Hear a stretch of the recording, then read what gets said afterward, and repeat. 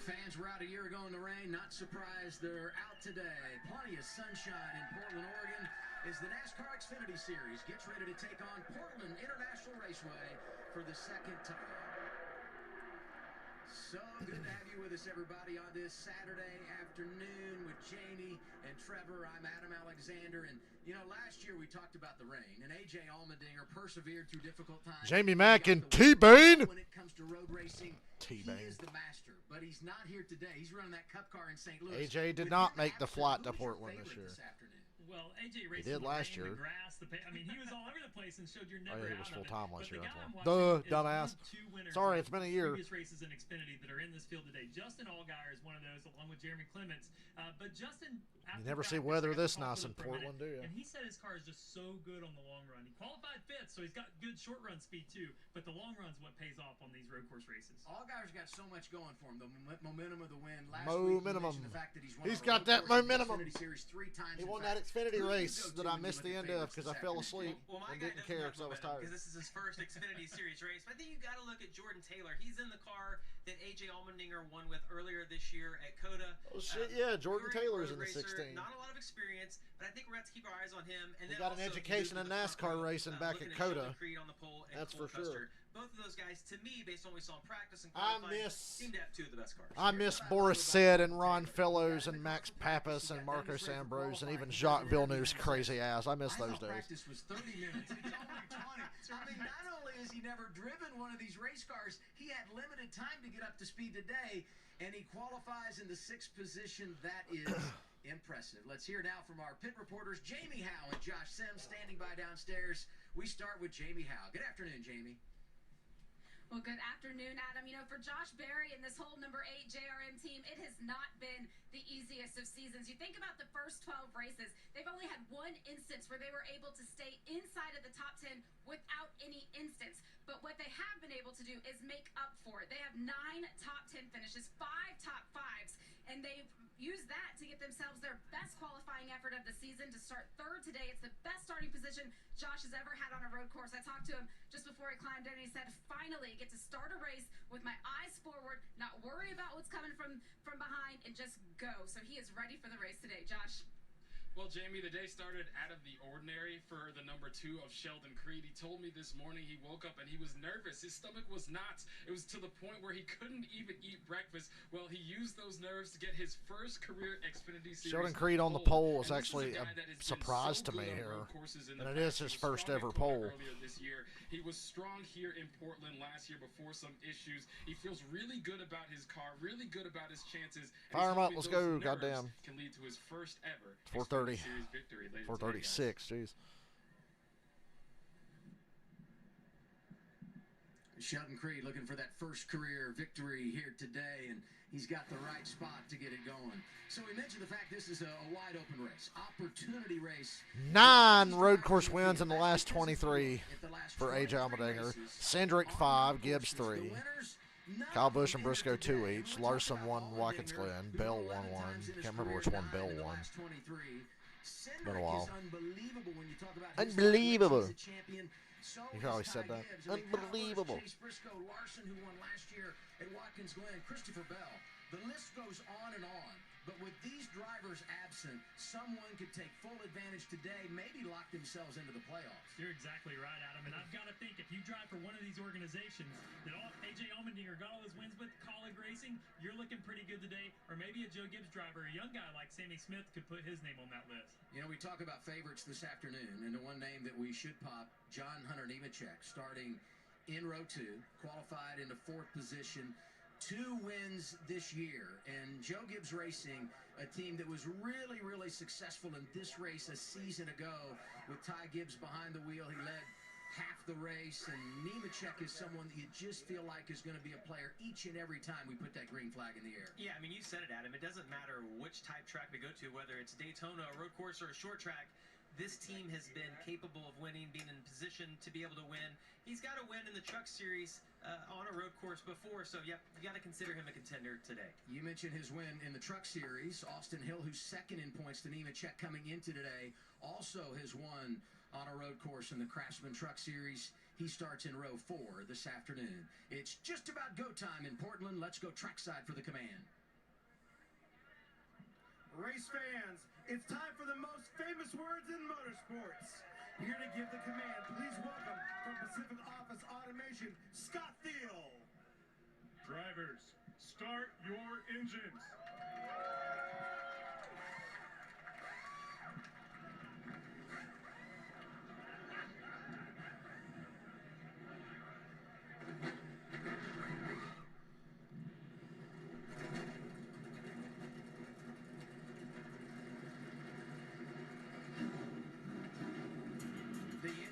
Fired. This is what happened a season ago. 9 cautions on a wild afternoon. How does it unfold? Oh yes, the 1-year anniversary of Jesse Iwuji dumping Ty Gibbs under caution for no reason. Is Jesse Iwuji in this race? Oh man, please be in it. He's my favorite driver.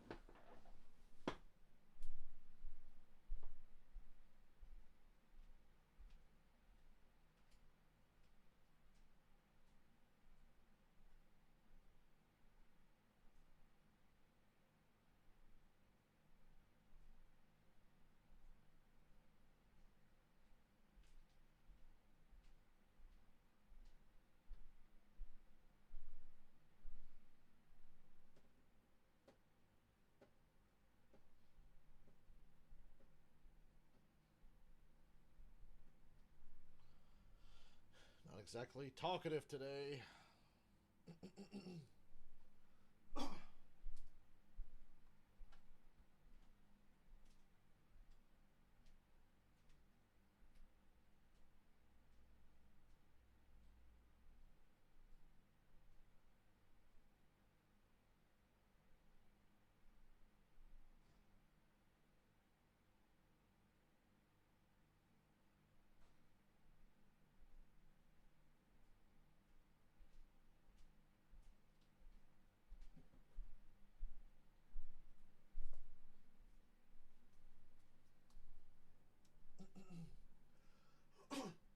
No race bets today. Maybe that's why I'm kind of not that into it.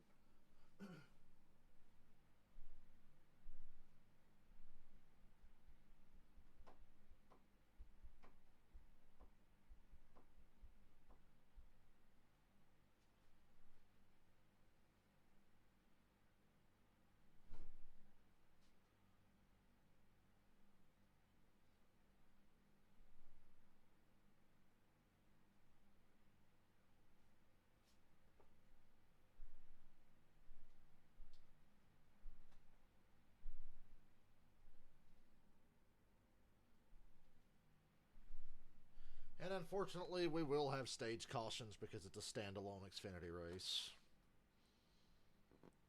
Weak.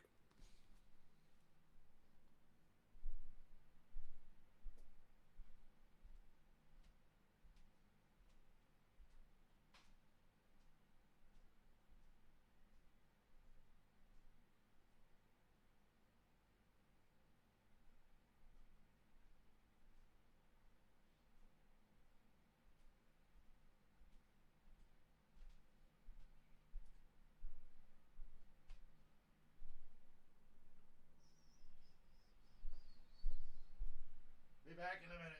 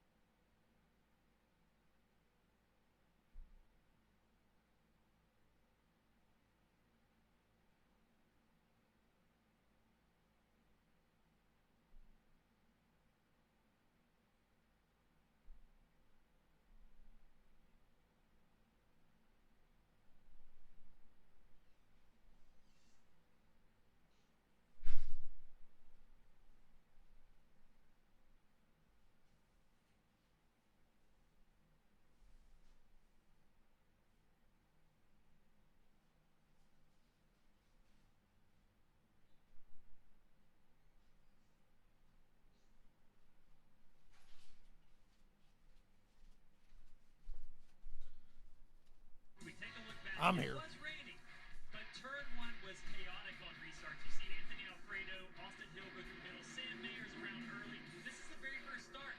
Later on, more of the same. We saw this time and time again. We'll come back to how NASCAR might fix that this year, but I think that's going to be tricky. 4, 5, and 6, the next few turns that you have to link together, have hardly any banking. The cars are off camber, no side bite, and you're trying to manage that throttle and brake just to get around to Jamie's part of the track in turn 7. Yeah, thanks, Trevor. So turn 7, it's going to be maybe one of a passing zone. We think you can get to the inside of somebody there. But the most important part of this corner is the exit. It leads you on to 7, 8, 9, this really long straightaway that leads into a higher braking zone into turn 10, possibly a passing zone there. And then we saw in practice earlier today, turn 12 is another passing zone. But more importantly, again, it leads you onto that long front stretch, which we know is where you can make up a lot of time. Qualifying here earlier today on the pole, Sheldon Creed. We'll put our starting lineup in bottom of the screen for Creed. It was his first career pole in his 50th start. Now I want to zoom in when you talk about this road course, and I go down to the chicane. As Trevor pointed out, that was a big-time trouble point a year ago. Somebody's going to crash over the guardrail and wind up in the water. Release the racing down there, especially if you overshoot turn 1, Jamie. Yeah, so last year all you had to do was a stop and go, but because of how tight that corner is, and because of it being wet, it was almost not a penalty. Well, it wasn't a penalty at all to have to do the stop and go. So they've implemented these new A-frame signs, and the drivers you're going to see right here, are going to have to go to the left-hand side of the first one, zigzag in and out. And what we saw is it's not a huge penalty, but it is a little bit slower than running the traditional racing line. And so that's what they're going to have to do a little bit different this year than last. That's a change we've seen exclusive here to Portland. A change we've seen everywhere on the road in NASCAR 2023. We're doing the choose at all road courses. And we'll get the one to go over turn 9 back straightaway. Just after that, drivers will do the choose, deciding if they're going to restart inside or outside. And then they come down that back straightaway where they get to the restart zone, which has been relocated for this race compared to what we saw a season ago. Yeah, you saw the A-frame signs they added, but this is probably the biggest change that will shake up turn 1 and how this looks. You see the new restart zone. It's actually in the corner, turn 12, instead of being at the start-finish line where it would traditionally be. NASCAR thought that maybe this would spread the field out a little bit. As they take the green in the corner, maybe the cars on the second, third row are still going to be trying to accelerate through that. So that's good in theory, right? But here's the caveat. You've got to stay in line until you get to the start-finish line. That is a long time to get through the gears and hope that your lane is the one that's rolling. All these changes they've made from last year's race. Pretty interesting. At least they don't have to do it in the rain today. We're doing all of this in the dry. Thank goodness for that. Let's go back down to our pit reporters. One final word before we go green. We start with Josh Sims. Well, Kaulig Racing has been the team to beat on road courses as of late. A big part of that was A.J. Allmendinger, but with him out of the race, the 11 of Daniel Hemrick is taking it upon himself to carry that torch. And he said he learned a lot from the Dinger over the years. The most important, just racecraft when it comes to these road course races. He's been good on them in the past. 7 top 3s, runner a number of times. He was good at Coda earlier this year. He was good here last year. He said the biggest thing being around at the end to give him a shot to manage it and go for the win, Jamie. Well, for Parker Kligerman, his day started off great. He led the practice session after having not been here for 17 years. But at the end of that session, he did notice it was getting a little harder to get through the gears. And then by the time he got to his fastest lap in qualifying, he was on the clutch the entire lap. And there are at least 10 shifts here at Portland International Raceway, so they had to switch out that gearbox. Despite qualifying 14th, he will have to move to the back of this grid. And for the 4th time this season, he's going to start from the back. And he's not the only big-name driver dropping to the rear, Jamie. How about this? Cole Custer qualifies in the front row. I like this racetrack, but the facility looks so dumpy. The only one that didn't drop to the rear for unapproved adjustment, Stephen Parsons, had to change. It's like we've time traveled to 1996 when they race at Portland. Practice session. Now we look at our onboard cameras, starting with the 26 of Kaz Gralla. Yeah, Kaz Gralla's got this Toyota-sponsored onboard camera. 18th in the points right now, starting 18th, or actually 14th now that some cars have gone to the back. But half of this driver's top 5 finishes have come to a road course. Yeah, right here you see the Monster Energy camera with Riley. Green flag, hello. The fuck were they doing? Creed and Nemechek, front row. The front, oh, we got a spinner. Jordan Taylor spun by Connor Mozak right in front of the entire field.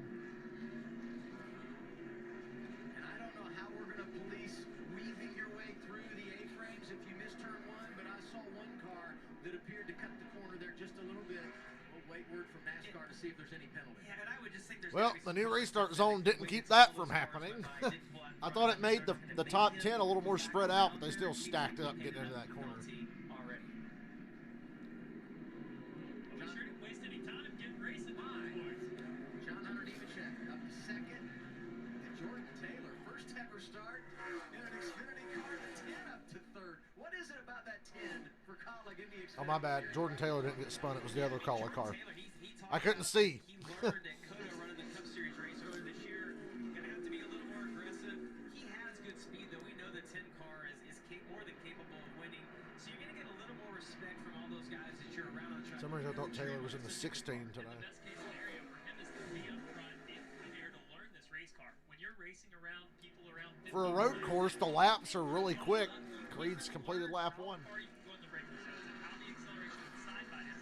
So now he's going to learn a lot chasing these two fast drivers in front of him. Well, and people just race at a total different level up front than they do. When you race in the top 5, everyone's a friend. Everyone's like, you go, everything's good. Sammy Smith When serving you're a in the back, penalty, it's a perhaps? dogfight. You see Sammy Smith already on pit road with issues. Looks like maybe a right front flat. Good news Oh, for tire Sammy going Smith. down. He won earlier this season at Phoenix, so he's locked into the playoffs. The rookie from Iowa, only 18 years old, just graduated high school. No, this isn't the start for the day he wanted. Yeah, and Hey, they're going inside the They car. are. It Wow. almost looked like the right front was low, but got to guess that's got to be some type of a battery or ignition problem. Hey, guys, there's a race going on, but keep the camera just focused on the car sitting on pit road. The radio on the right side. And the, Oh, yeah, there's the race. I would have pitted car radio. I can tell you that. And I would have stayed out until still a caution gate. I agree. he's a driver. We talked about it during the qualifying show earlier. I have McDonald's. Boy, was I hungry. He's been when it comes to road racing. Actually, Sammy Smith. I had my Oreo McFlurry first, now I'm going to have my fries. This is the start of the You race. see Chandler got just smoked from, who is that right behind him? It was Mosak. Connor Mozak. The 24 came in there, got in there way too deep. So going back to Sammy Smith, he told me that he had a shifter break in practice, actually. They were in there working on that shifter. I wonder if that's the same issue that he already had.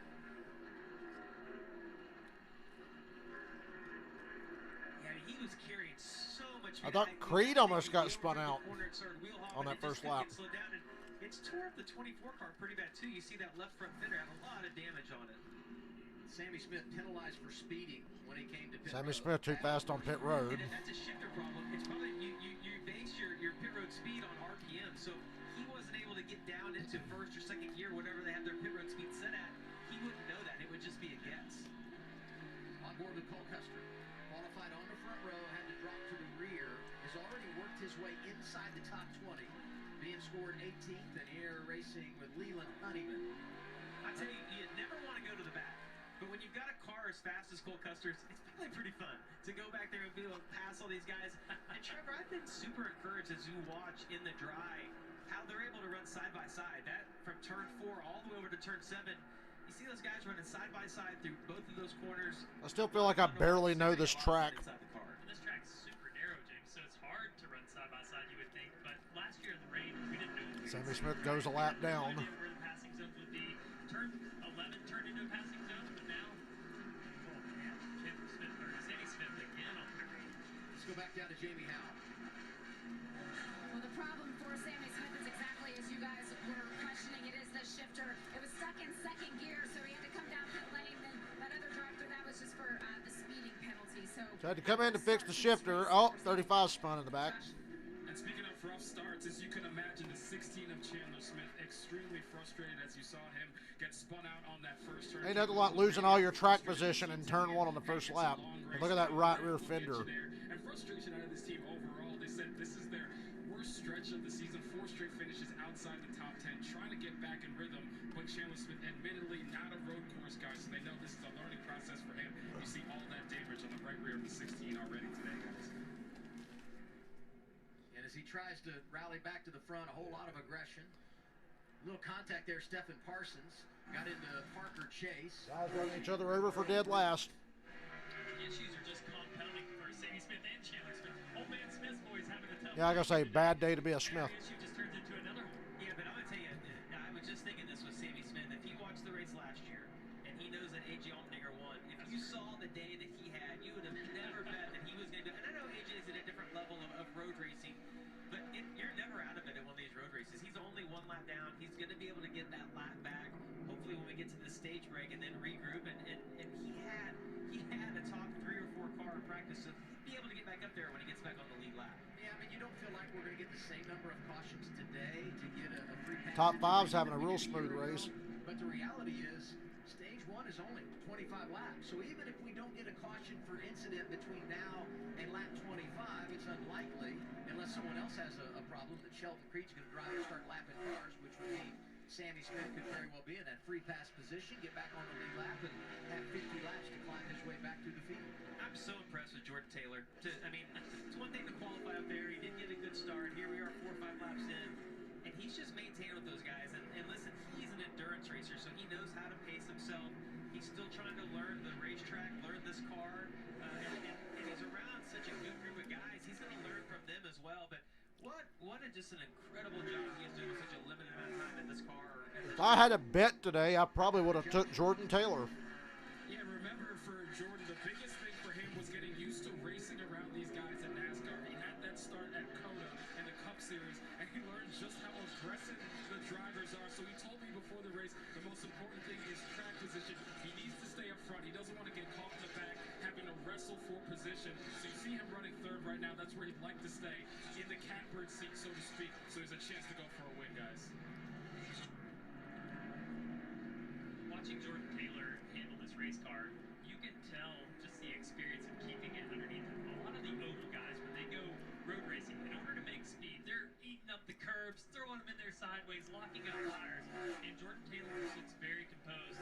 But everything he does with that car is on purpose. He does. He looks smooth. And we talked about that earlier when we first saw the guys pull out. They were hitting the curves, and Adam, you made the reference like, man, they're flying.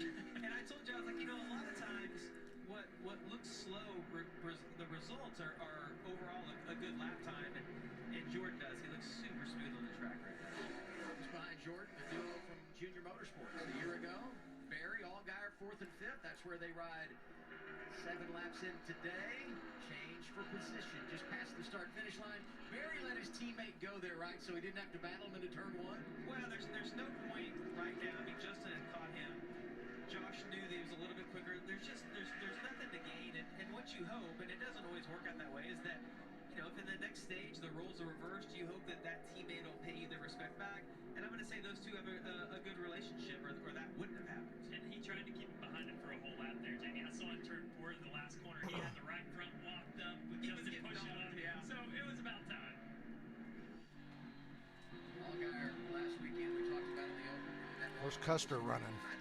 Custer looks like he's in Never Land. He had to start in the rear. A season ago, they're going winless for the first 11 races this year. Allgaier got it done, locked himself into the playoffs, looks good here today. Meanwhile, great qualifying run for Cole Custer, drops to the rear, but he is making his way to the front and doing it fast, Jamie. Yes, for Cole Custer, he had to make that move to the rear after changing the right front tire following qualifying.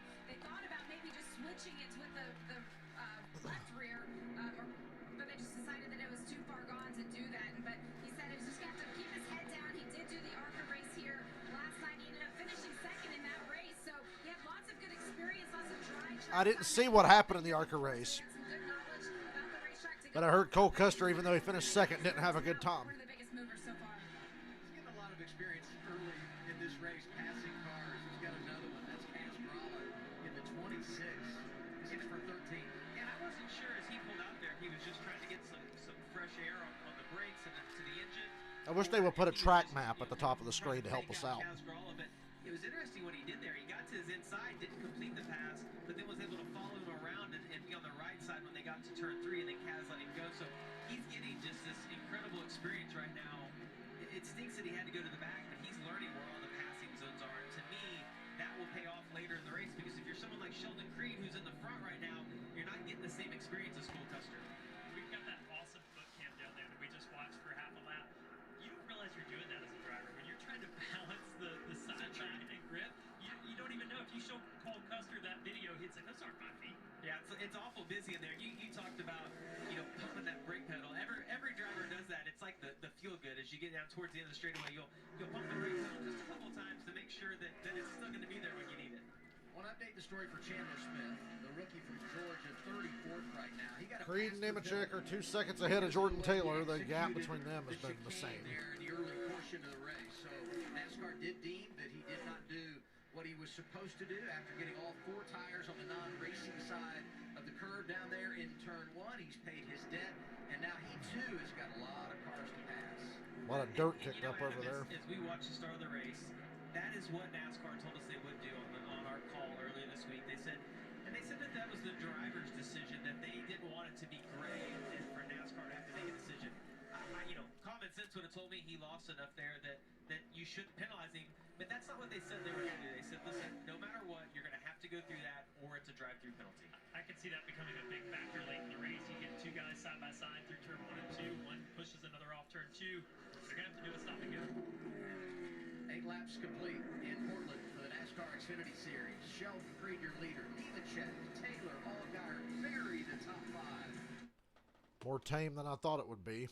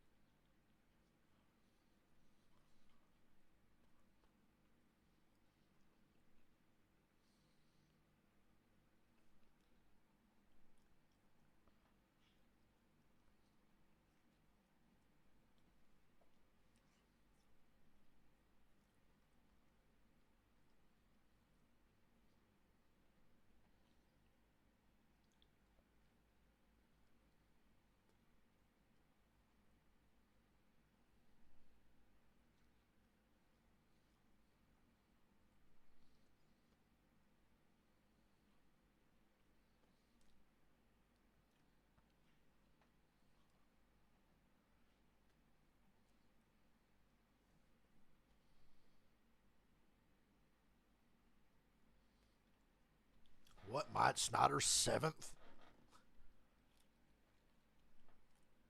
On a track that requires talent? What?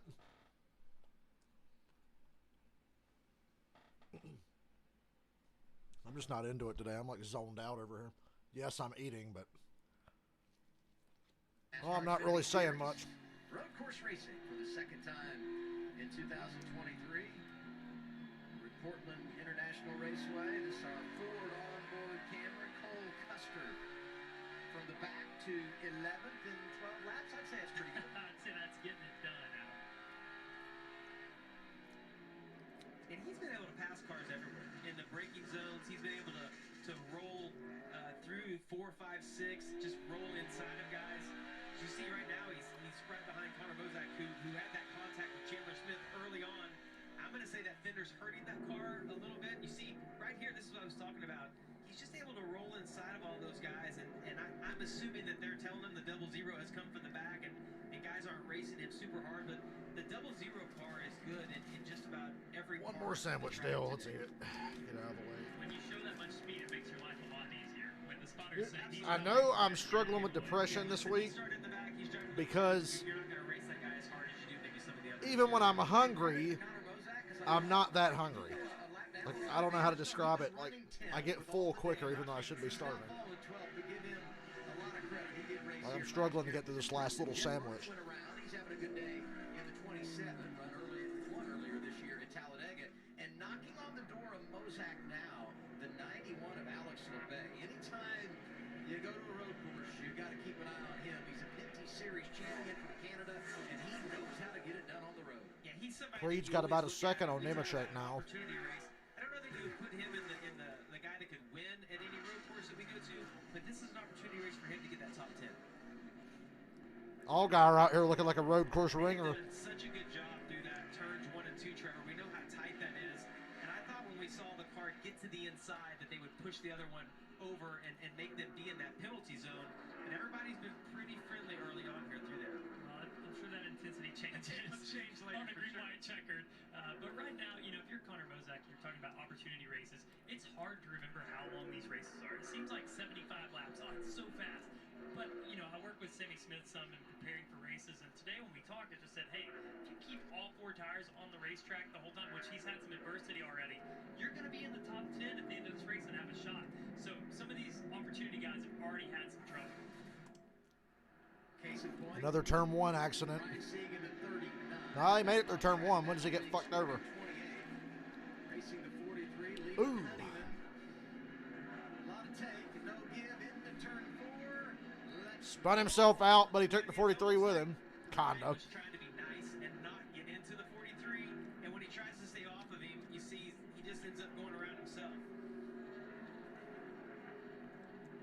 Best part of this track, though, they don't have the gravel on the exit of all those tracks, so those cars, the worst thing they do is get the grill clogged up, but this year, we haven't had the rain. It hasn't been as big of an issue. You see, he was off, ran through all that fresh cut grass, and it looks like the he's probably a little frustrated right now. You know, even last year, though, when we had all that rain, there was a lot of room, as you said, for these guys when they go off track. They would drive through it and get back on track. I mean, we had some crashes that produced cautions last year, but we didn't have as many cautions for drivers just sitting idle in the grass as I anticipated we would. And today, you just simply drive away and, as we talk about, hopefully keep all that debris off the road. There's not a lot of elevation change. Creed and Nemechek are the class of the field. Mid-Ohio or somewhere like that where you're going up and downhill. You get I like Allgaier. and I think that probably helps them not get stuck here. You're not driving uphill and trying to get out. So that top 3, the winner's going to come from that top 3, I think. Carts were able to get out of the mud and keep This early in the race, we can call It's that. great when you come to a track like that, and it's frustrating at road courses when you get the caution every 2 or 3 laps. It becomes frustrating for us and for those watching at home.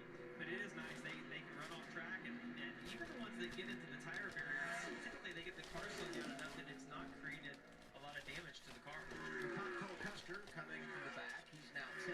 Let's give some love to the 48, Martin Kligerman. He too dropped to the rear. Didn't qualify as well as I would have thought earlier today. Qualified in the 15th position, but after coming from 8th in the field at the green flag. Well, that McDonald's sure was good. Top 15. You know, he was fast. Sorry, boomers, I'm not boycotting McDonald's. I saw that shit going around on Facebook. Boycott McDonald's, they sponsor Bubba. Exactly how Parker pictured it. No, it's been a frustrating year for them, I believe. Yeah, but Like, will you guys grow the fuck up?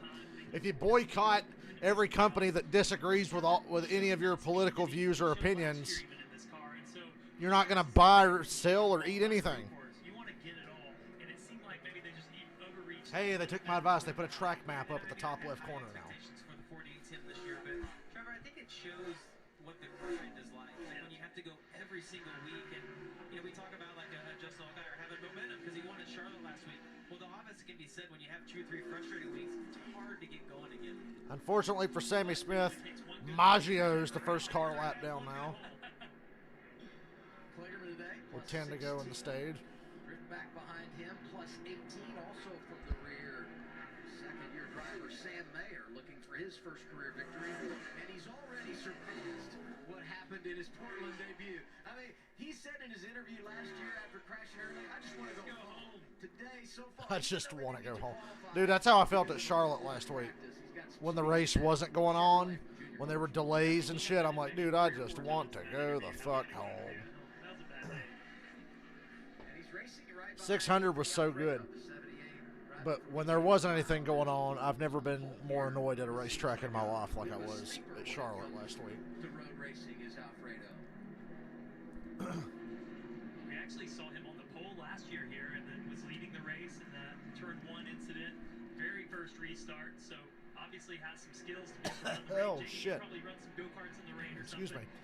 I'm not very good in the rain. I like these drag conditions way better. Yeah, I mean, the whole thing with the rain is just the visibility. visibility. It's the grip isn't as big of a deal as when you're in the car, and we see it every time that the Xfinity Series has been in the race. It's really just the visibility for the driver. Down inside of 10 laps to go. First stage, Sheldon Creed, if you're just joining us, started on pole, has led every lap. John Hunter Nemechek quickly jumps to second, and he stayed about a second behind Creed, really, for the last 6 or 7 laps. Justin Allgaier's jumped to third around Jordan Taylor, who now has company for fourth. Josh Berry. You know, it's amazing, the Josh Berry story. He's a late model racer. He's come to the Xfinity Series. Jordan Taylor fading a little bit here later in this run. Intermediates, places that maybe you wouldn't think he would find speed. Allgaier passed him a while back. Berry's run up on him. We got a car off into the tire wall, but backing away. Hopefully he'll get it going. And he will. It's Brennan Poole.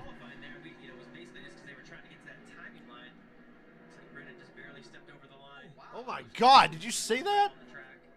Who almost hit him? Bring a whole bunch of debris with him. Sometimes when a guy goes off track like that, you can bring a caution, not because of the crash, but all of that grass. He's going straight to the garage. With you when you return to the racing surface, and he now Kind of surprised he took it behind the wall there. Me too. The car looked like it was fixable. A fix clock.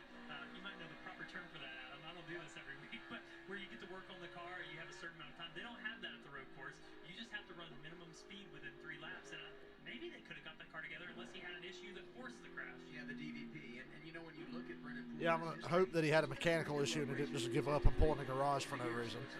7 laps to go. Stage 1 at Portland. Sheldon Creed trying to win for the first time in his career, and he looks good. Creed's another one. I bet on him last week. I don't even know where he finished. I didn't see the end of that Xfinity race. I knew watching early in the day when I saw the first 50 laps when I was at Charlotte, I'm like, he ain't got a winning car, but he was top 5 at least in the hunt. Still glad Allgaier won.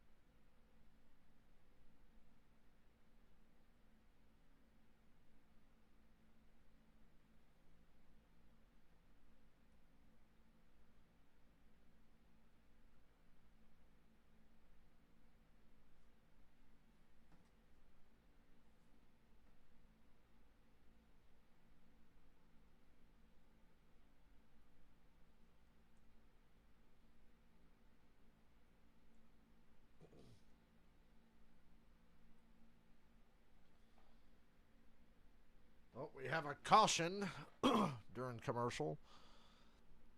Not getting any timeline updates on this leaderboard.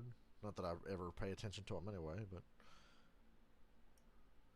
I have no idea what this caution's for. As I talk to myself.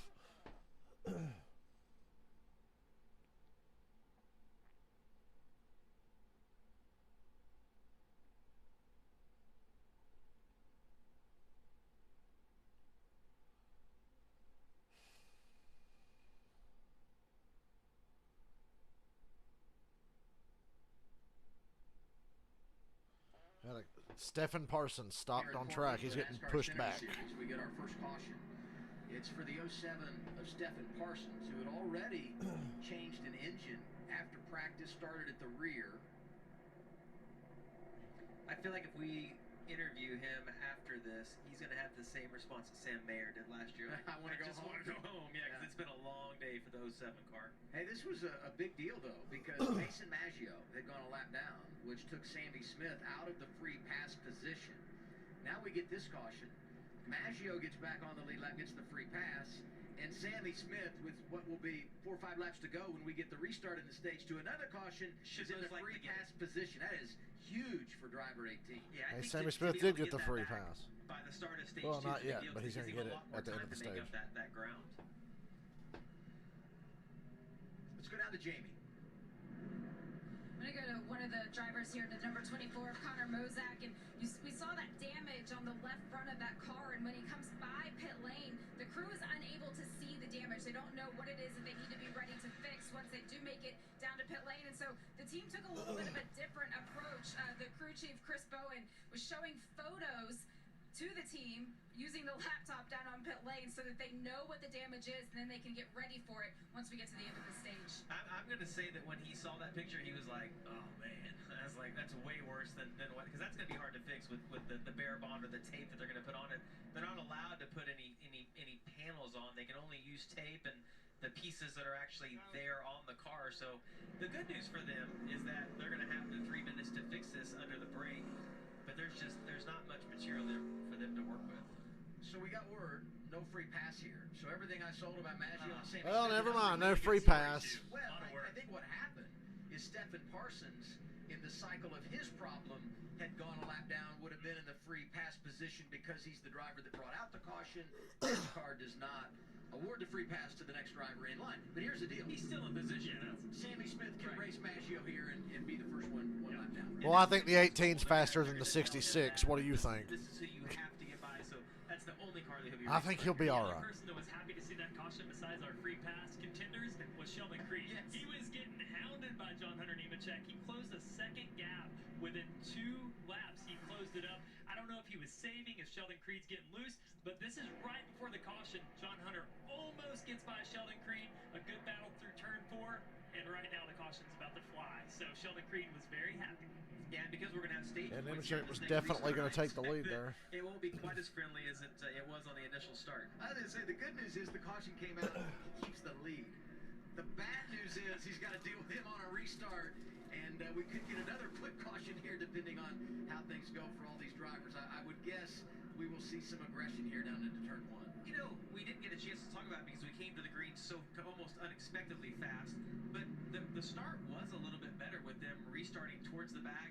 Interesting to see if it works out the same way this time, with everybody being ready and knowing that there's some stage points on the line. Well, you know NASCAR drivers, they're going to figure out how to take advantage of any situation, just like the timing and scoring line for qualifying. So, you know, these lane choices here, again, are going to be so important because if your lane doesn't roll, you could literally lose 3-4 positions before you're allowed to pull out of line.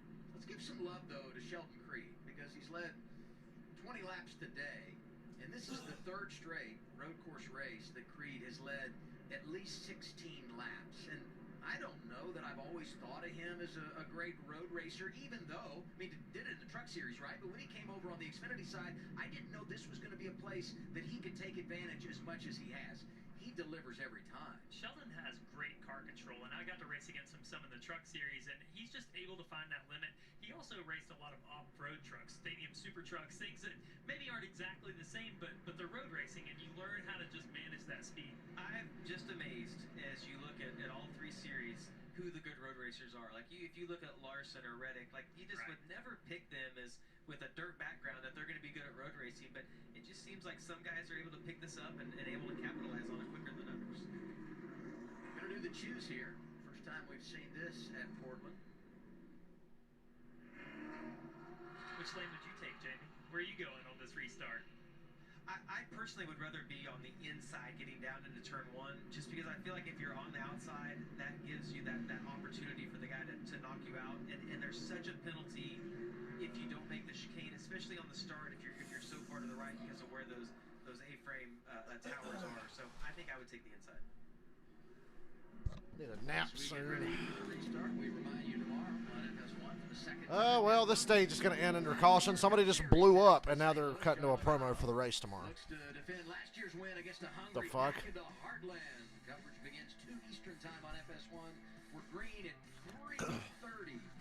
And on the pole, Kyle Busch got it done earlier. Daniel Hemrick's on fire. Daniel Hemrick in the 11th. It blew up under caution. Looks like there was a fuel leak or an oil leak Okay, well, the stage is over. To have flames like that. It looks like Hamrick's it's out of the car. The carburetor, like the airbox.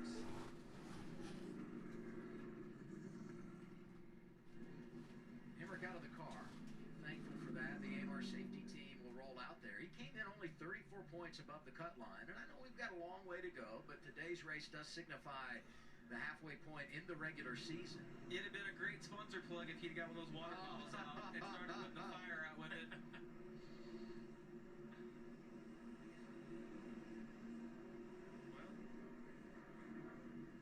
You know, for Hamrick, I mean, this is an opportunity race for him. And you think about his history on road courses, 6th earlier this year at Coda, and he was 6th in the race right here at Portland a season ago.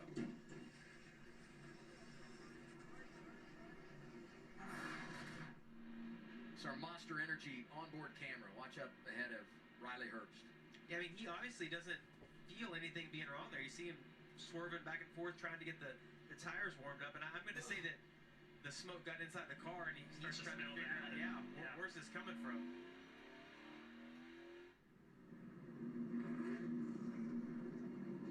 Man, that's so frustrating under caution to have something like that happen. And it catches you off guard. You're rolling around, coming up to the choose. You don't expect something. And to be honest, I haven't really seen many fires come through the airbox. We'll see brake buildup or brake dust on the wheels during a pit stop, but not out of the airbox like this. Very, very wild looking.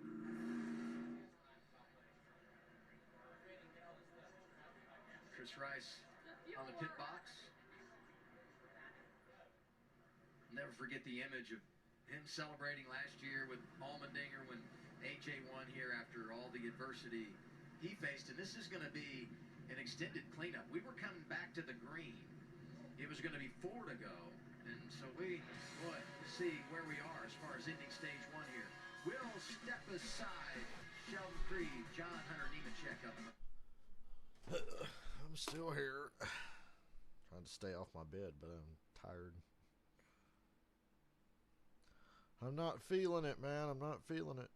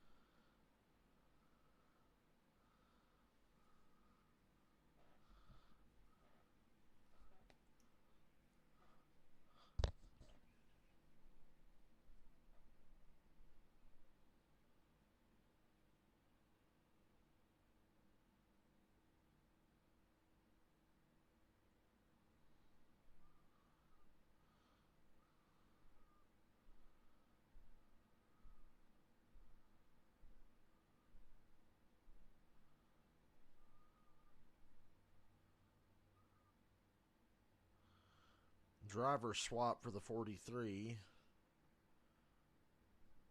Brad Perez is going to be in the 43. They're going to switch drivers here at the caution. Or the stage end, anyway.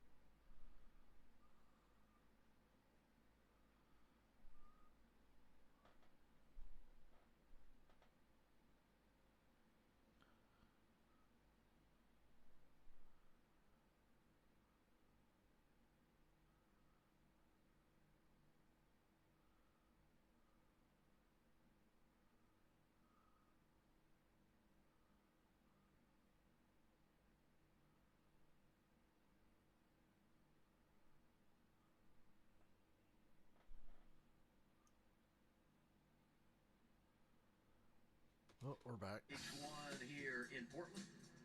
Well, we are going to get a restart. Stories, to tell. Well, I guess Hemrick blew up and didn't really drive far, so they didn't have to like clean up half the racetrack. So that's good. Toyota on board. Best fire suit in the garage, right there. No question. Yeah, without a doubt. 17th right now. First time he's been here. In fact, he was here last year as a backup driver to race leader Sheldon Creek because Sheldon and his wife Cammie at that time were expecting their first child. So they were on baby watch. Kaz was here in case he needed to jump in that 2-car. Riley Herbst driving the 98 for Stuart Haas. He's 9th right now. This is the Monster Energy on board Cameron. And his teammate Cole Custer. From the back to 8th, our Ford on board. We've got several angles, including that flip cam, which will get real busy here when we return to the green flag. I think Nemechek's going to win the stage. I thought this could even end the stage because of all that. I have 2 laps here. Let's see how they get through turn 1 on this restart. But no, we're going to get 2 laps to end the stage here of green flag racing. Well, based on how this restart goes, some of these guys might wish that it went a little longer so that we Sheldon Creek would have said, I'll take that green light checker. And in this situation, typically at a road course, you'd see all these drivers come to pit road, get tires, and wait for the stage, but that's not legal in this race. You've got to wait till the stage break to put on 4 tires without serving a penalty. Yeah, non-competitive pit stops because this is a standalone race. We don't have our regular pit crews here, so all the service will be done when we end the stage on the top of the clock when all these teams come down pit road. Remember, non-competitive pit stops after the stage. Hey, I'm waking up again. We're back to green. That is so interesting to see them 2 wide and start. Drag race down the front stretch. Barry slots into 3rd. He beat Allgaier. And the field is gapped a little better, but I bet you somebody still gets probably spun or knocked off track here in turn 1. Let's see what happens. Top 10 made it through. The top 15 made it. Wow, look at that. Everybody got through the first turn. That's a first. Creed the leader for now. Nemechek was hounding him before the yellow. Ryan Sieg has a lot of damage back there. Did you guys see that? They never mentioned it. Sieg's shit is all busted up. I bet he got that through turn 1. You see him be able to take a little wider entry than that. He's trying to cross him over, gets a little bit of better drive off. The 20 car right now is just doing everything a little bit better than the 2. I look at the top 5 running order. You got Nemechek 2nd, Hill 5th. They were separated by 10 points in the regular season standings coming in. And when you look at playoff points, Hill has 18, Nemechek has 14. So Nemechek being really patient. When it comes to this point, Patient for him. Here's the pass off the final corner on the front stretch, coming to 1 to go. And here comes Nemechek to the inside. Final lap, stage 1, and the race for the lead is on. Yeah, he was able to be just a little bit tighter on the exit of turn 12 and get inside. Turn 1 side by side. Watch right here. It seemed like A little bit of give and take there. Creed's not done yet. He's about to be, though. Nemechek's got the preferred line going to this next corner. And Creed's racing him hard. Bumper for a stage. Is it worth it? Back to Nemechek's inside. Josh Berry's coming up on him now. Creed's a wheel man. I mean, he drives over his head sometimes, but he's got the skill. He's got the talent. To the inside of Nemechek again. Gets loose off the corner there. Barry gets loose. He's going to get passed by Allgaier and Austin Hill. Teammates for 3rd. Allgaier gets by Josh Berry. He's bringing Austin Hill with him. Nemechek leading as we head down to 10, 11, and 12. That big entry was risky, but it paid off on exit. I love that runoff room off that corner there. Oh, Nemechek blows the last corner. Creed takes the lead and wins the stage. Creed never touched him. I think Nemechek was looking in the mirror a little too much there. Wow. And Joe Graff Jr. spins in the final corner. But nobody cares because it's Joe Graff Jr. Must have been running his qualifying lap. The start-finish line was in turn 11, right? It doesn't get much better than this. Take a look at it. What happens to the 20 here in this last corner? Yeah, Loose in, it locked up. Drop the left side off. There's nothing you can do Creed there. scrubs by. Great finish to stage one. Sheldon Creed gets it. Now, like they said, I hope that's a sign of things to come. I will be right back.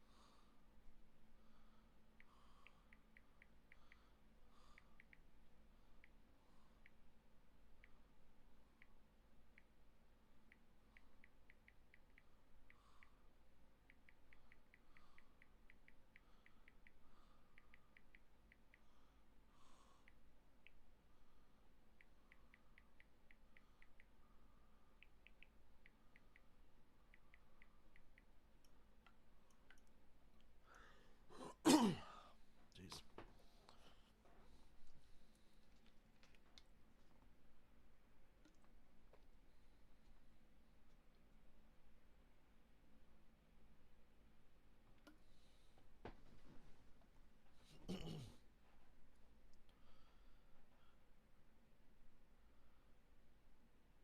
Ooh, I want a strawberry frosty from Wendy's.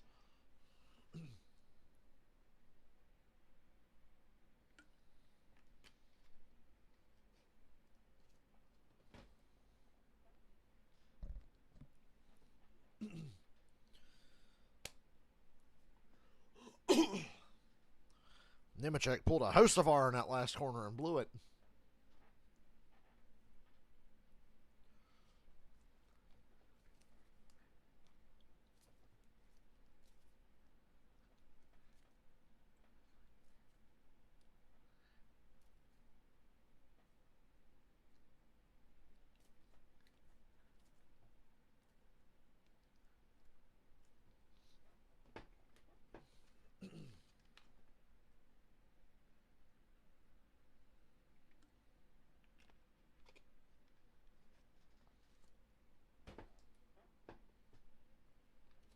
First 25 lap stint of the race. Are you ready for the thrill of non-competitive pit stops?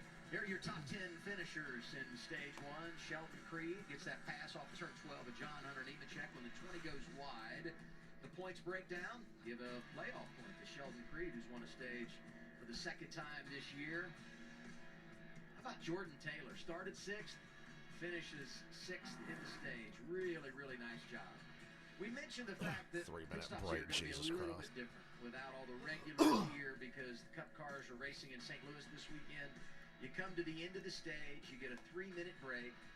Teams are allowed to change. I didn't realize how scenic that background is in Portland.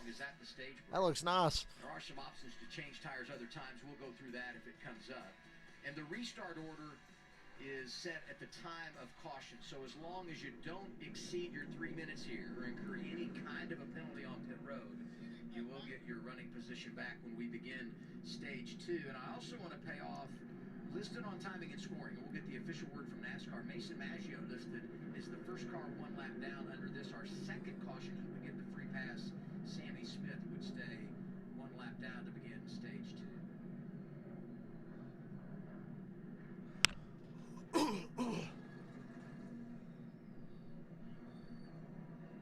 I remember last year this process, and everybody comes down pit road, they park, and then you get that signal. Almost like a home run signal from an umpire in baseball. All right, turn them loose. And crews jump over the wall and go into action. Of course, last year it was so different because everyone was trying to get their windshield clean, and remember, it was pouring rain. There was a lot to do. This will be pretty straightforward for most of these guys. Yeah, you had way more to manage than just changing tires, adding fuel, and making a chassis adjustment. Be interested. You talked about Jordan Taylor a minute ago, just to see how he fares after these changes, right? The drivers with experience kind of know what these cars are capable of and what they need to go fast. Jordan Taylor's never been in one of these cars, finished 6th in that stage. So when you talk to your crew chief, you know, you're not going to ask for a track bar change or a wedge change.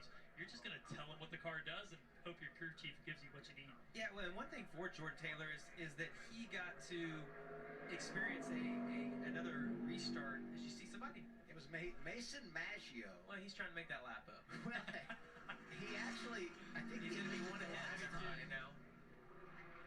Wow, this is his second time. How's the 66 doing? So we've started the clock, as I understand it from NASCAR, and teams can go to work. And we'll see how they handle the Maggio situation, who, as I pointed out, had received the free pass unofficially. Let's go down to Josh as they're working on these race cars. And let's start with the 2 of Sheldon Creed. An absolute great battle for him to win that stage, just getting past John Hunter Nemechek. His biggest complaint about the car, saying he's just too tight everywhere, so they're going to try and make an adjustment to help Sheldon out. Moving over to his teammate, the 21 of Austin Hill. He felt going into the day he just didn't have a winning car. He felt he had a top 10 car. What his biggest complaint so far, he's losing lateral grip, and he said he has 0 forward drive, so they're going to make an adjustment to try and help him out as well, Jamie. Oh, for John Hunter Nemechek, he didn't have very many complaints about most of that stint. He did make the most moves, of the biggest advancement, getting the first place position after that restart. And that was really where all of his attention was he knew that the restarts were going to be rocky, is the way that he put it. But he got it, and in the last 4 laps, he was telling his crew chief, Ben Bayshore, that it just kind of slid out from underneath him. It was a little quiet over the radio, and Ben said, it doesn't really matter. You should have held on to it. So they talked about it just a little bit, and he said, it's okay, we're going to go and get him next time. We're going to take on 4 new tires, top you off the field, got another 25-lap stint. His tires did hold on for most of that stint, so he's got a pretty good car underneath him. And then for the number 7, Justin Allgaier, one of the things that he noticed was about after lap 12, he didn't have the same car that he had. So they're going to give him just a couple of adjustments, try and make it last a little longer. The sun has been up all day long. The racetrack, even though it has a lot of grip in it compared to what they were expecting, what they knew about last year, it is starting to get a little greasy. So just a couple of adjustments, but overall, Justin's pretty happy with that number 7.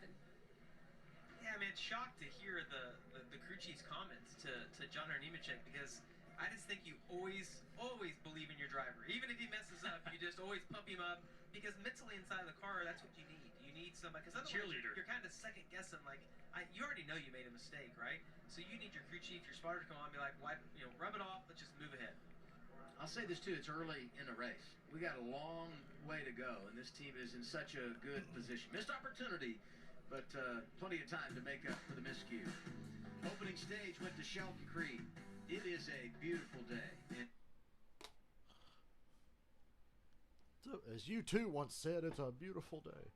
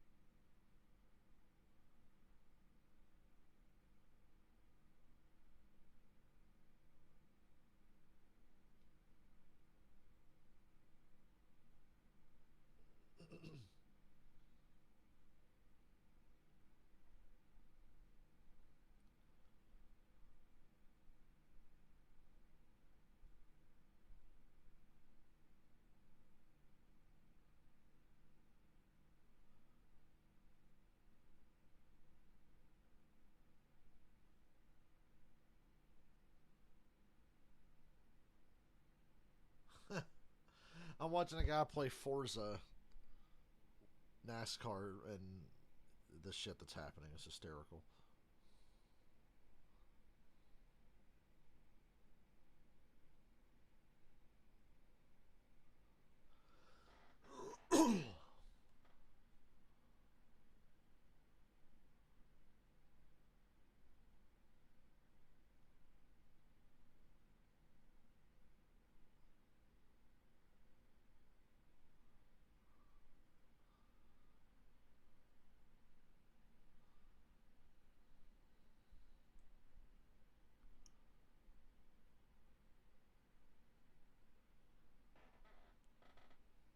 Kind of want to play a NASCAR game right now while I watch the race, but I'm not going to multitask on you.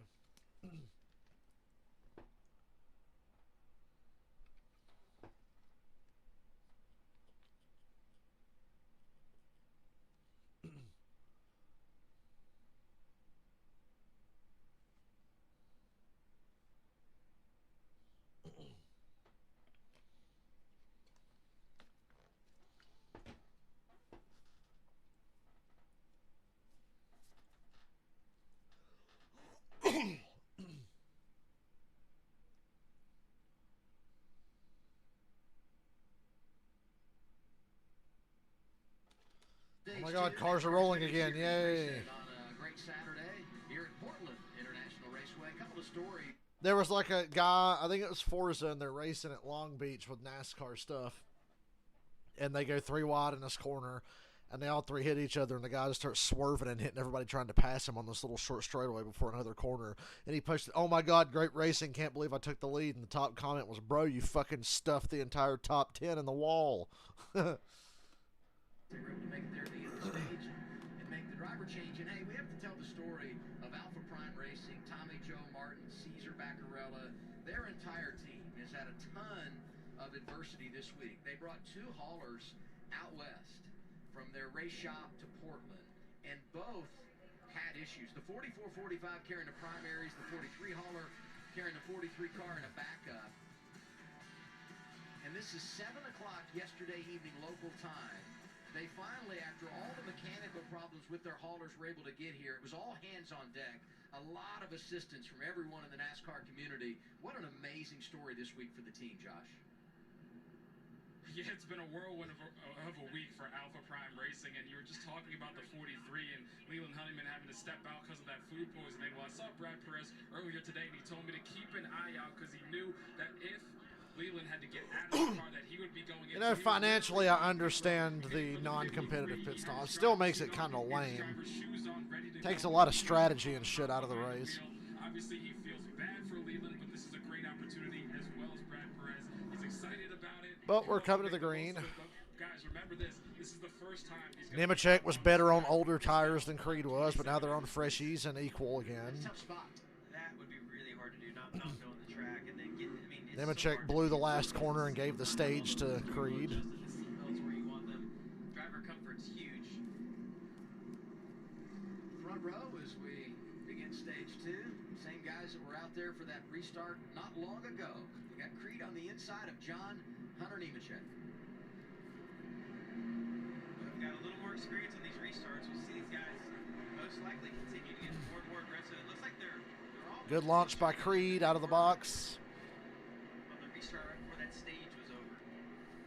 Justin Allgaier got a great start. Yeah, that inside. Custer, dive bomb.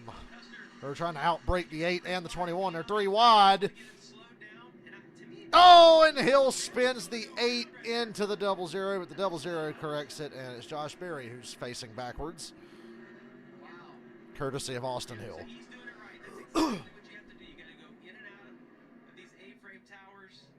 Unfortunately, they're not very hard. Now, if that had been a Chevy tower, do you think he would have hit it? I mean, that's the competition, right? I don't know. Well, Josh Berry's day's taking a big hit there. Creed's got out front with the lead. Earlier, he's already spun out. Custer outbraked his way to 4th. Adds even more. But I guess honestly, if you're Josh Berry, you're going to the rear, you're gonna have a lot of recovery left to do anyways.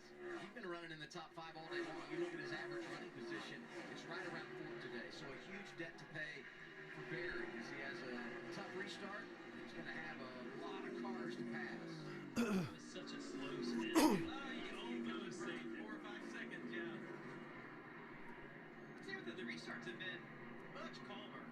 I know we've seen a couple of cars go around, but they've been single car incidents much calmer. I almost feel like that restart zone's working out. The other thing that makes that beneficial And the is you can three also best use cars in the field are way out front, but right on top of each other. slower on a caution. You drive it in a lot deeper and have an issue. Watch that 21 Austin Hill.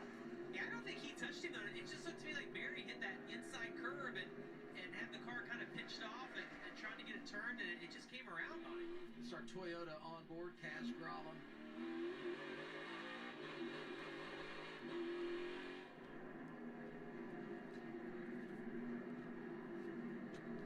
Say we've got 3 guys there at the front of the field that are kind of separating themselves from the rest of the pack. We've talked about Cole Custer and how quick he is and how much he recovered, but look right behind him in 5th place. Parker Kligerman is coming through the field right there with him. Really impressive run for both of these guys to be inside the top 5 already at this point. And when you look at those top 4 drivers, they've all either won or they're in a really, really good points position, right? I never would have thought Kligerman would be this strong, but he did win a truck race on a road course before, Right now with as much time as we had to go to the playoffs, but so I shouldn't be surprised, I guess. they make their life a lot easier and less stressful if they could go out on a day like today and take advantage. And boy, he's really in position, having a great day, Jamie.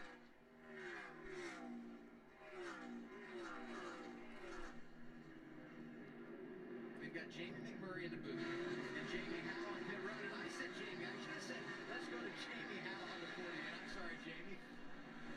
No, that's all right. I talked to Parker Kligerman after qualifying when he knew he was going to have to start at the back after changing the gearbox in that number 48 machine, and he was sitting on the couch up in his lounge, and he said, you know, this one hurts a little bit. He said, I really wanted to do well here. We've got 3 road courses in a row here in Xfinity. He said, this is my 3 road courses in a row. That's wild.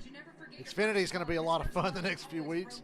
So it stung him a little bit, but he said, you know what, I'm not giving up. We've got something for everybody else, and we're going to use it. He said he was leaving nothing on the table, already up into the top 5. It's been a good run so far.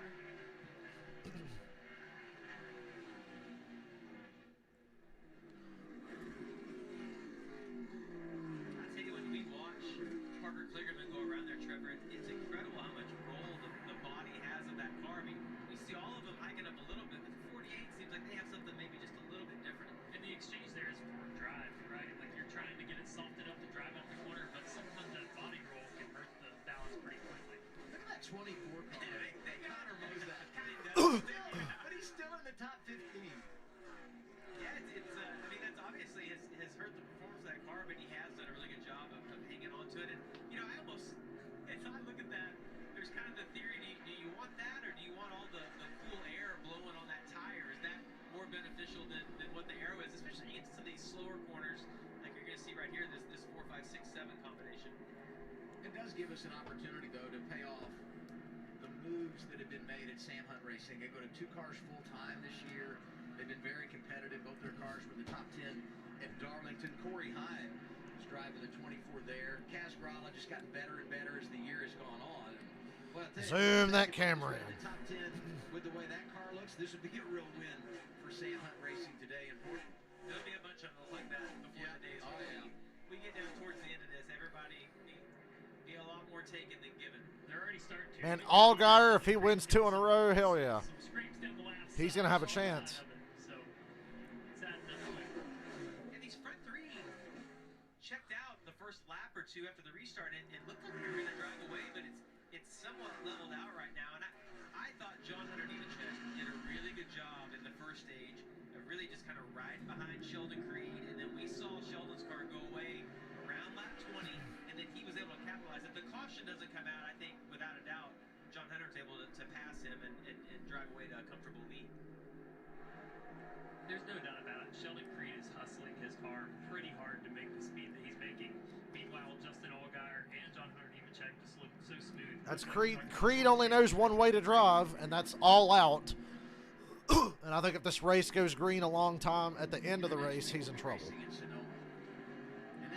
And you see how earlier in this stage than the previous stage, Nemechek and Allgaier are all over him. Changes too if you're one of these Xfinity regulars, because not only are you racing against Cup drivers, and there will be a handful of them in the field, A.J. Allman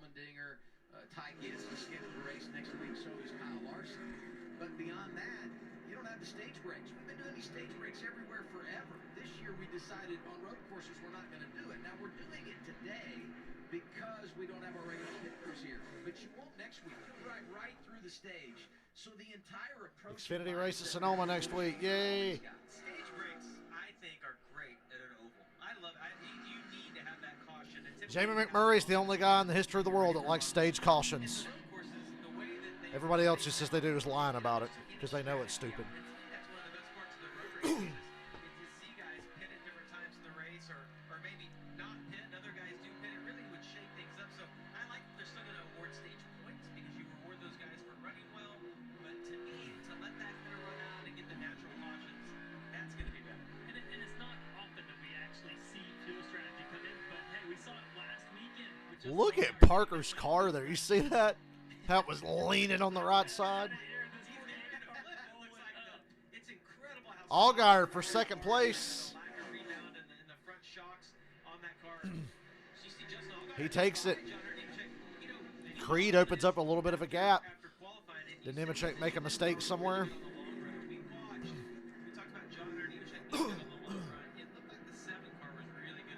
His fastest lap in practice came on lap 7. You know how hard that is to do at a road course, especially when you have fall. Some of that's getting used to the track, but he really felt like his car was coming in. If he's going to fight anything, he thought it was just getting loose, in the long run, but felt like he was somewhere in the middle. His teammates and his setup, he said, are very different. Some are very soft in the rear, some are very stiff. He's somewhere in the middle. Kligerman's going for fourth on Custer. He's a little quicker right now. Yeah, what happened to the 20? Oh, Creed locked it up. Nemechek got into him and slowed down. Creed's mistake helped him open up a gap and got Allgaier to second. But guys, I'm telling you, as we watch this stage develop, it's so close with these top 5. It kind of spaced out a little bit at the end of the other first stage, but we've got 5 cars right now, essentially all running about the same time and all stacked up. And Kligerman's got a hell of a car. You see he is all over the back of Cluster. We thought it was one of the best cars in stage 1. I think if one of these drivers, Justin Allgaier or John Hunter Nemechek, can get away or get by Sheldon Creed, I'm interested to see if those gaps start to open back up. You can tell Sheldon Creed is pushing this thing, locking up the wheel, getting into turn 4. He's on the edge, and they've kind of stacked up now. So we don't know at this moment who could get away from that group. Well, he mentioned at the stable break that car didn't want to turn. He said it was too tight. To me, when I watch him right now, it looks like it needs some rear grip. It looks to me like he's too loose because every corner we see him turn in just a little bit earlier than whoever's behind him. And typically turning in early is because the back doesn't have any grip. When you're just loose, you're kind of cheating the corner a little bit. Talking about all these drivers coming from the back, Chandler Smith has had a host of problems today, including a penalty in stage 1. But he's up to 14th in the running order and trying to get by Brett Moffitt. Meanwhile, his teammate out of the race. Let's go to Josh. Yeah, and you guys talk about problems there. Big problem for Daniel Hemmick early on. Big problems. You saw your car on fire. Problems. Is that all what happened? I hate that Rick Allen retired that. Problems. He caught on to how much he was saying it. Restart, I had a funny feel all of a sudden, like the top 10 or 15% of the gas pedal, a lot of play in it. And then about that time, I saw smoke out the right front fender and then smoke out of the carburetor, the cal area. And then I knew I had a problem, I had to get out. But at that point, I knew it was on fire. So sounds like it's something fuel related, carburetor related. ECR does such a great job for us. And Oh, God, Creed is driving the hell out of this car, dipping the tires in the dirt almost every corner, getting all he can. Custer holds off Kligerman for now. Kligerman's faded back towards Jordan Taylor. Disappointing end to the day for Daniel Hemrick, guys. Thank you, Josh. Thank you, Daniel. How about this battle at the front? Just over 2 seconds. Separating 5 cars for the lead on a road course. Xfinity cars are so good. Is outstanding. As we go side by side, your top 5 in Portland: Creed, Allgaier, Nemechek, Custer, and Kligerman.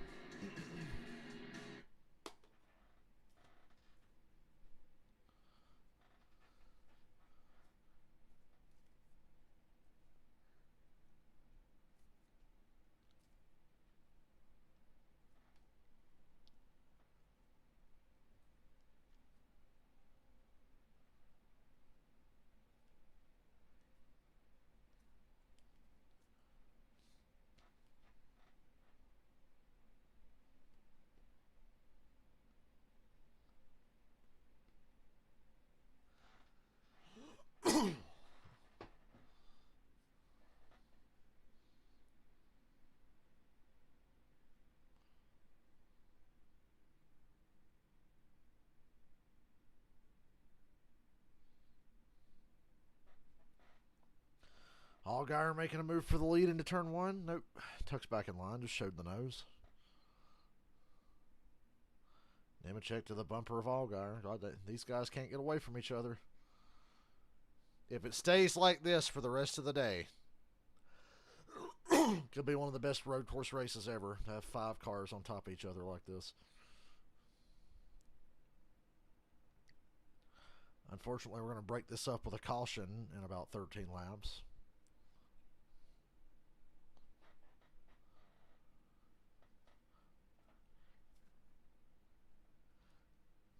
I think Creed is honestly the 3rd best car in the top 5, but he's been out front the whole race, and he's just pushing like hell. Starting on the pole was such a benefit. It always is, but he's taking full advantage of it.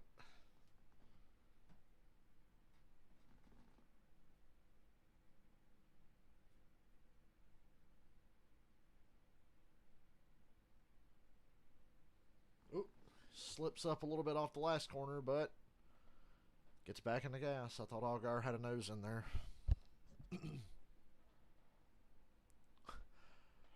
I never hated problems. I just thought it was funny to hear compilations of all the times he said it. You realize just how much that man says problems.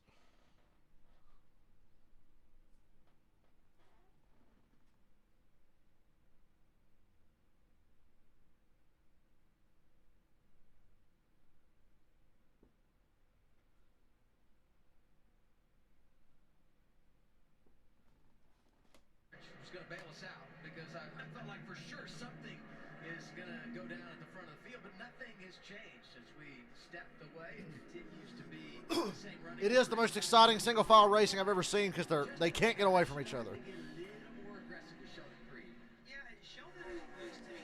Sheldon is a brilliant defensive driver. Very Logano-esque. He's so good on the exit onto the front stretch and then onto the back stretch like we see right here that just not able to be close enough to pass him into the braking zones. The other thing, Trevor, is it's so tight up there. If one gets by, they may already turn again. That's right. That's what I was going to say. It's a freight train that goes right by. Kligerman's losing touch with this top 4. Job being defensive with his line, though, those shallow entries that you talked about, and maybe he is tight. He's going to use those curves to help the car rotate. I see the tail end of the field not far ahead, I think. Just like you were talking about, JD, because you can't set up the next corner in that next braking zone without just overcharging it. But I will tell you, as hard as he's driving that thing, I've got to imagine in the next couple laps it's going to start to fade a little bit because John Nemechek, Justin Allgaier, Cole Custer, they're riding a little bit right now. They aren't putting that pressure on him, and as his car fades, they'll probably get behind. Well, that's exactly what we saw in that first stage, right? He was able to manage that for about 20 laps. And we're kind of coming up on that point of this run as well, where John Nemechek was able to capitalize and reel him in. He was somewhat saved by the caution there. Just over halfway through stage 2, talking about John Nemechek. So let's look at our Toyota top performers in today's race. Myatt Snyder having another good day at Portland. He's going to move out here and run the weekly series, isn't he? He was so good here a year ago. Great again today. Only the second start of the season, driving that 19 for Joe Gibbs Racing. He's 7th. It's Allgaier surrounded by a bunch of wild-ass race car drivers. Custer, Nemechek, Creed, hell, out there Kligerman in there too. They'll do wacky stuff. Racing car, a track where he ran in the top 3 a lot of the race. I know what that feeling's like, and for mine, I'm sure he's had this one circled for a long time.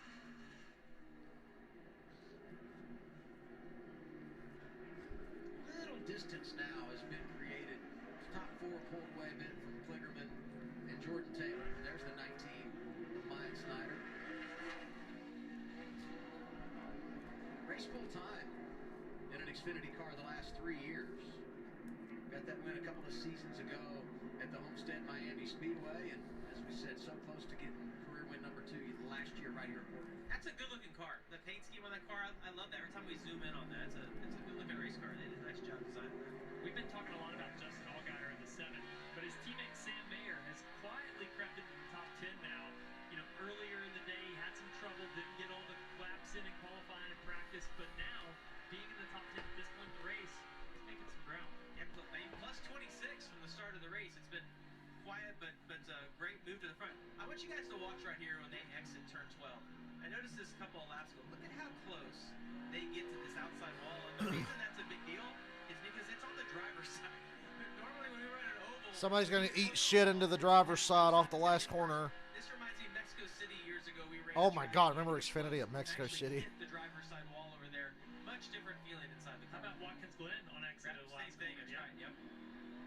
Saw that biggest movers graphic pop in there a second ago while you guys were talking. 3 of our biggest movers have worked their way into the top 10, and all of them had to start at the rear today for one reason or another. Riley Herbst racing hard with a 21 of Austin Hill for position inside the top 10. Man, he was hanging on to that thing after turn 1. He tried to get inside of Austin Hill the lap before and wasn't able to get it done.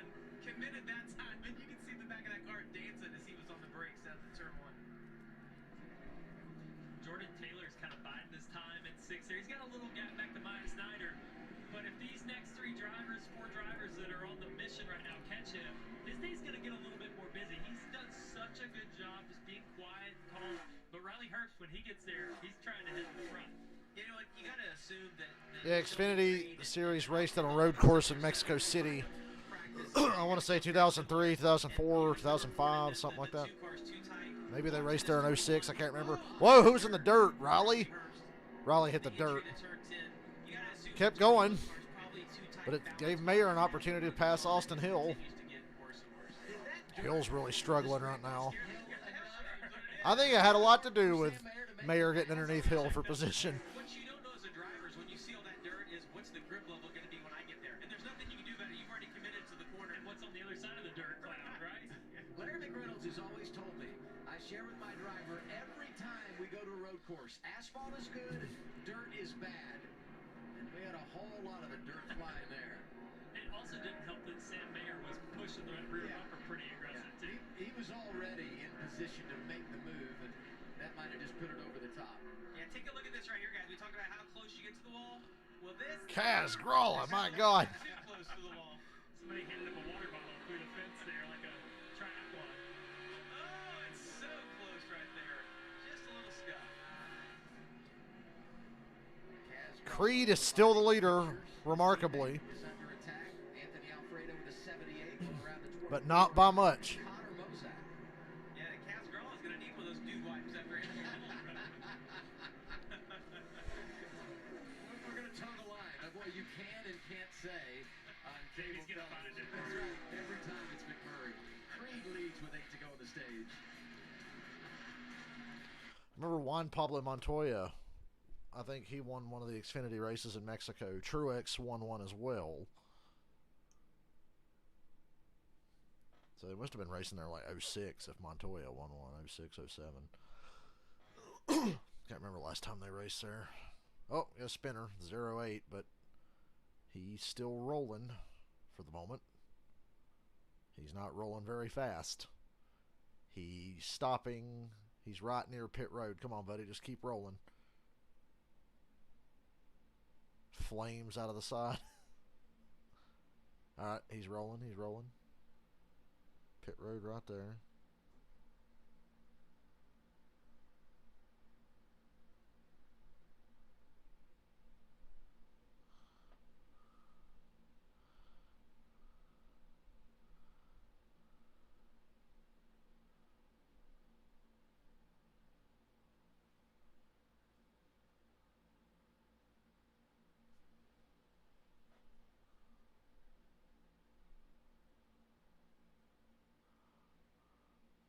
Nemechek under Allgaier for a second.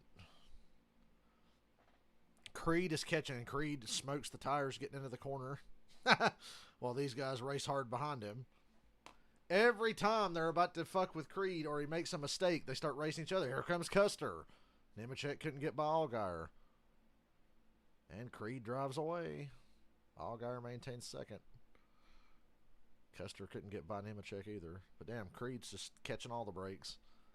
They all stack up behind him and start racing each other right when he makes a mistake. Custer takes a real defensive line on Parker Kligerman.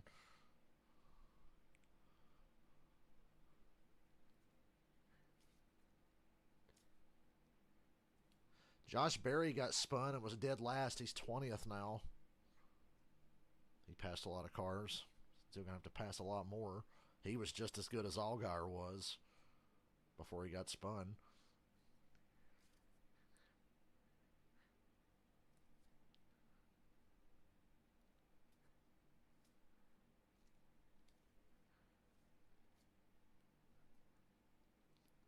Sammy Smith, just like at Richmond's got another race where he stuck a lap down all day long, but at least it wasn't a dumb strategy call this time that did it. Raceway with Jamie McMurray, Trevor Bain. I'm Adam Alexander on pit road today. Jamie Howe and Josh Sims. 6 laps to go, stage 2. Sheldon Creed started on the pole. The stats say he's dominated. He's led 41 laps today. But I got to tell you, if you look at the race going on behind him and how close they are to him, it's really not been a dominant performance. Anybody's guess who's going to win this second stage. These drivers behind him are having to play chess right now, because if you make that move on Sheldon Creed and it doesn't work, then you're the guy that's going to be the victim getting freight trained here. So you just got to be so careful and on your mark when you make that move for the win or for the pass. Jordan Taylor started 6th. He rides 6th right now. For a debut in a car that he got 20 minutes of practice in. Pretty good right now, Josh. Yeah, guys, and listen to this. A.J. Allmendinger may not be here competing in this race, but he is watching and he is relaying messages for Jordan Taylor. He texted Chris Rice and told him to tell Jordan Taylor that if he's going to make some passes, he needs to do it on the exit, not while rolling. Jordan came over the radio and said, hey, tell A.J. thank you for that. Who could you get better advice from, right? Allmendinger's texting the 10 team during this race to give Jordan Taylor advice on where to pass with these cars. AJ said, make your passes on the exit, not while rolling the center. Or outbreak somebody into a corner, but, you know, that can get messy. In the last 2 laps, Parker Kligerman's wanted to make the move into turn 1. We're going to have to pay attention the next couple of laps into there because he's getting hungry. I think these guys are holding him up. Well, when we mentioned it, we think that Sheldon Creed is holding this whole train up. They're just not able to get past him. But they're gonna get more aggressive as we get down to the end of this one, all the stage works they can get. It's so hard to do what Sheldon's doing. When you're watching the mirror and watching for a move every single corner, to stay at your mark and not make a mistake, I've got to say I'm super impressed with him being able to hold to that lead so long. He's working so hard inside that car to be able to maintain that position. Well, he gave up the lead with 1 to go in our first stage, but stayed right in it and got it back. He was able to get the stage victory. Well, and John Hunter Nemechek has been so used to following Sheldon for all the braking zones. He got to the lead and missed that braking zone because he was the leader into the corner. So a lot of these drivers are going to fall into that same trap. Back behind that lead group, the 19 of Myatt Snyder, Jamie. Yes, he's just really out on his own right now. You can see nobody in front, really nobody putting any pressure on him. That's the dream. Oh, yes, spinner. Chandler Smith spun again. Second time today. All that progress he made. Done now. Forward to this race since Daytona. He knew he was only going to get a handful of runs. He's done everything he can do to prepare for this weekend, including since Daytona, he's gone to 8 different races as a spectator himself. He spent a lot of the time up on the spotter stand with the intention of learning about just the vibe, the energy of the garage from up high. He said you can tell about a driver's driving style, and he couldn't be out there on the racetrack, so he was learning as much as he could to not give anything up once he does have the opportunity. Maybe in the third Road course dream. Oh, and he spins while they're talking about him. Spun by himself. I was just going to say, he's got the perfect scenario. Running 7th, not a car on his bumper, not a car in front, and he goes in the corner, spins out. He didn't lose that much. 5 spots. Mistakes are the name of the game in road racing. If you can just keep these things straight and realize how long the races are, you can have a really good day.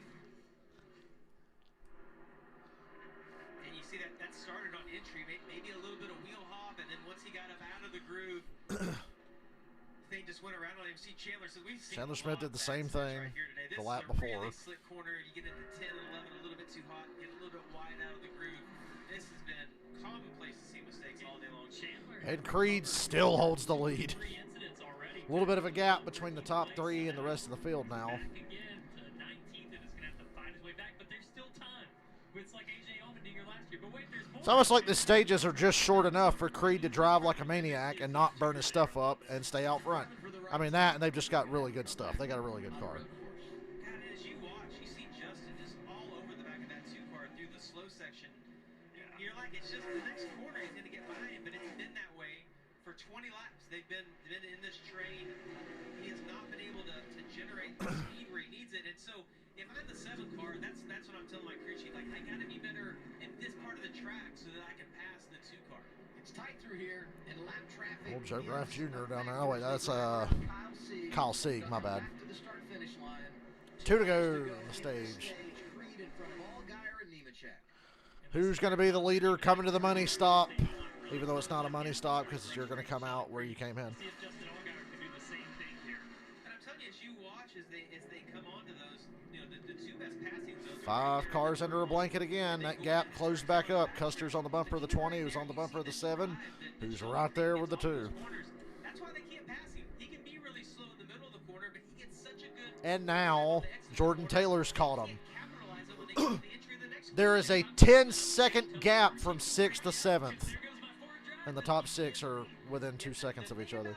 Sheldon's car, though, is if you're not the leader, it's going to be really hard to pass because if you're slow in the slower sections of track. Creed, more than anybody, cannot afford to give up this lead. For what McMurray was just saying. He's fast enough off exit to stay in front, but slow enough. He's too slow through the center and into the corner, and that's what's keeping everybody on him. If he loses the lead, he might not get it back unless he runs somebody over, which he's not opposed to doing.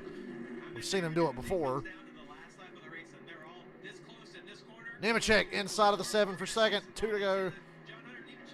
Allgaier wide. Opens the door for Custer. He's trying to shut the door on him. He can't. He's there. 1 to go. Nemechek's got a lap to right the wrong of stage 1. Custer really good under braking. And he beats Allgaier through 1 into 2. Allgaier shuts the door on Kligerman. Puts him 4th.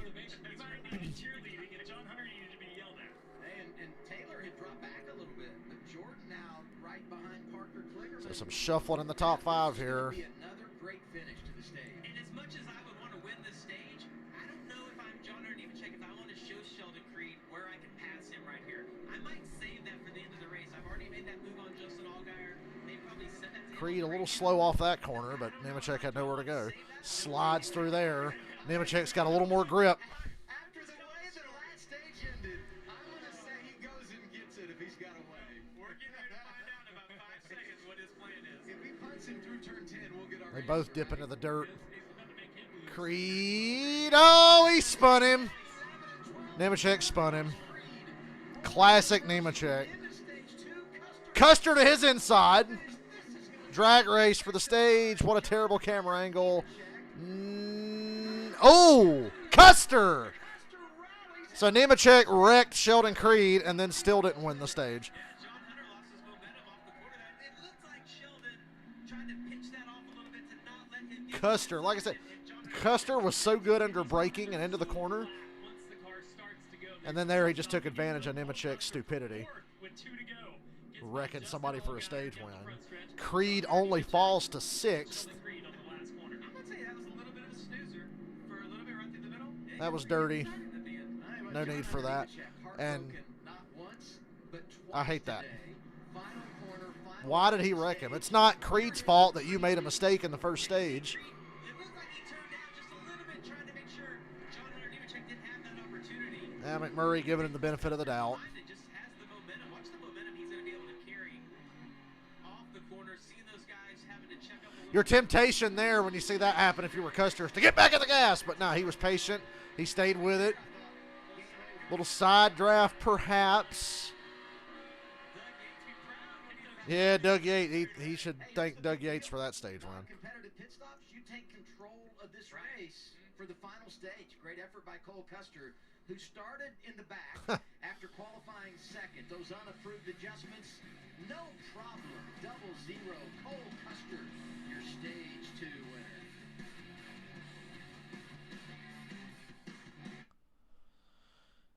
Well, at least Nemechek didn't win the stage. Loser.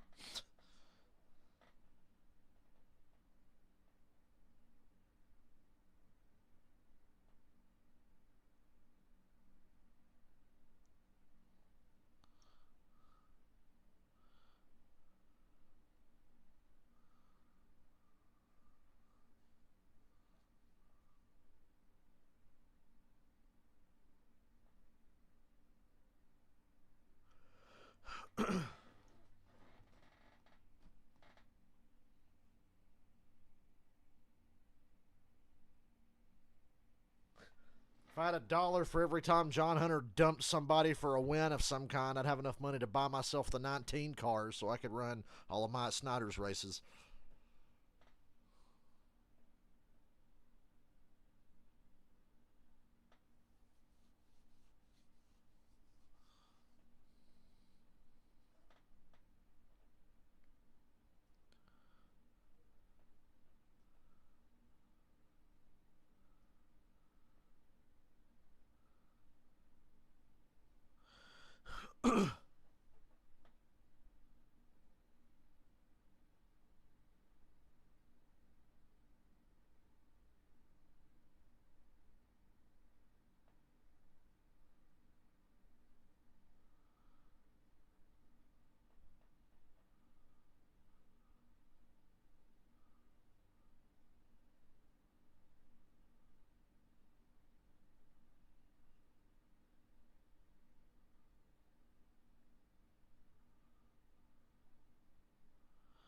Leland Honeymoon had food poisoning. That's why he had to get out of the 43. I didn't hear that earlier.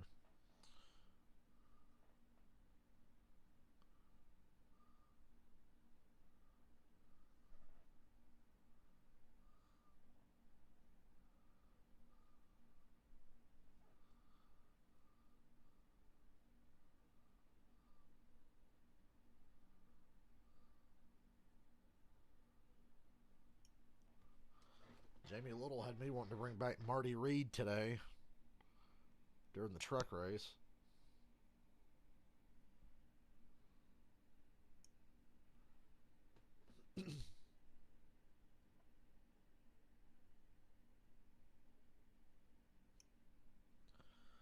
Nemechek doing Nemechek things and still not winning the stage, but as long as he's right there, he can just dump the leader and win the race. Stay tuned. Don't have much longer. We're only going to have about 24, maybe 23 laps when they go back green.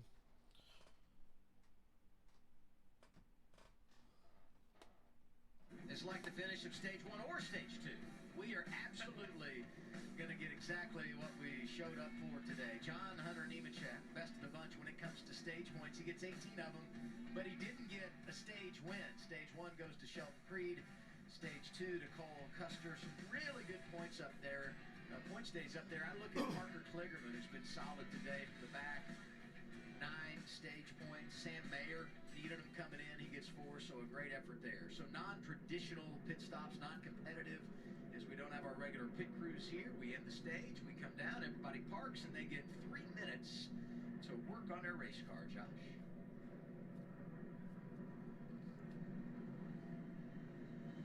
Hey guys, and just a recap of what I just heard over the radio for the 2 team. I'll have to clean it up for you. I can tell you they are not happy. Both Sheldon Creed and crew chief Jeff Stankiewicz voiced their displeasure. Go out there and dump the 20. You're right there with him. Didn't put out of the realm of possibility some kind of payback if they find themselves going toe-to-toe later on in the race. But I can tell you right now, the 2 is not happy at what happened, Jamie. Well, for John Hunter Nemechek, he was quick on the radio, also telling his guys, he pinched my nose. I definitely did not mean to make him go around. So not taking any responsibility for it at that point in time. Nemechek passing the buck on to Creed. I think it was a little bit of both. Tells the teams you can go out over the wall. All of these crews you're going to see jump over. There's really only 2 ways that you can be penalized here in these non-competitive pit stops. The first is if you're over the wall too early. The second is if you're still sitting in your pit box once the clock has expired and you're able to run. So you see all of the teams just sitting up and down right now, just waiting. These are 5 crew guys that are going over the wall, that are on the road crew. So as we covered, not the normal pit stalls, pit teams doing these pit stops today. Most of them have taken, now that they're able to go over the wall, they're going ahead and doing the 4 tire change at first. We look at Cole Custer here in that 00. I just checked in with his team and talked to his crew chief, Jonathan Toney. He said, we're happy with this car right now. He said, we're not going to make a whole bunch of changes. Really, it's just going to be in the air pressures. Take a good look. You can see the crew member looking in that wheel well, making sure there's nothing that can cause any problems later on. So just taking their time, quick and easy. Josh? Well, yeah, and talking about the 10 of Jordan Taylor's team came over the radio and told him, hey, man, you're running the perfect race right now. Keep saving your stuff. And he told me going into this race, it was all about managing the race and getting to where he could be there at the end to make a move. So he's been kind of patient so far. We saw him come on towards the end of that stage, but he's been happy with his car. The only complaint is just losing grip for him.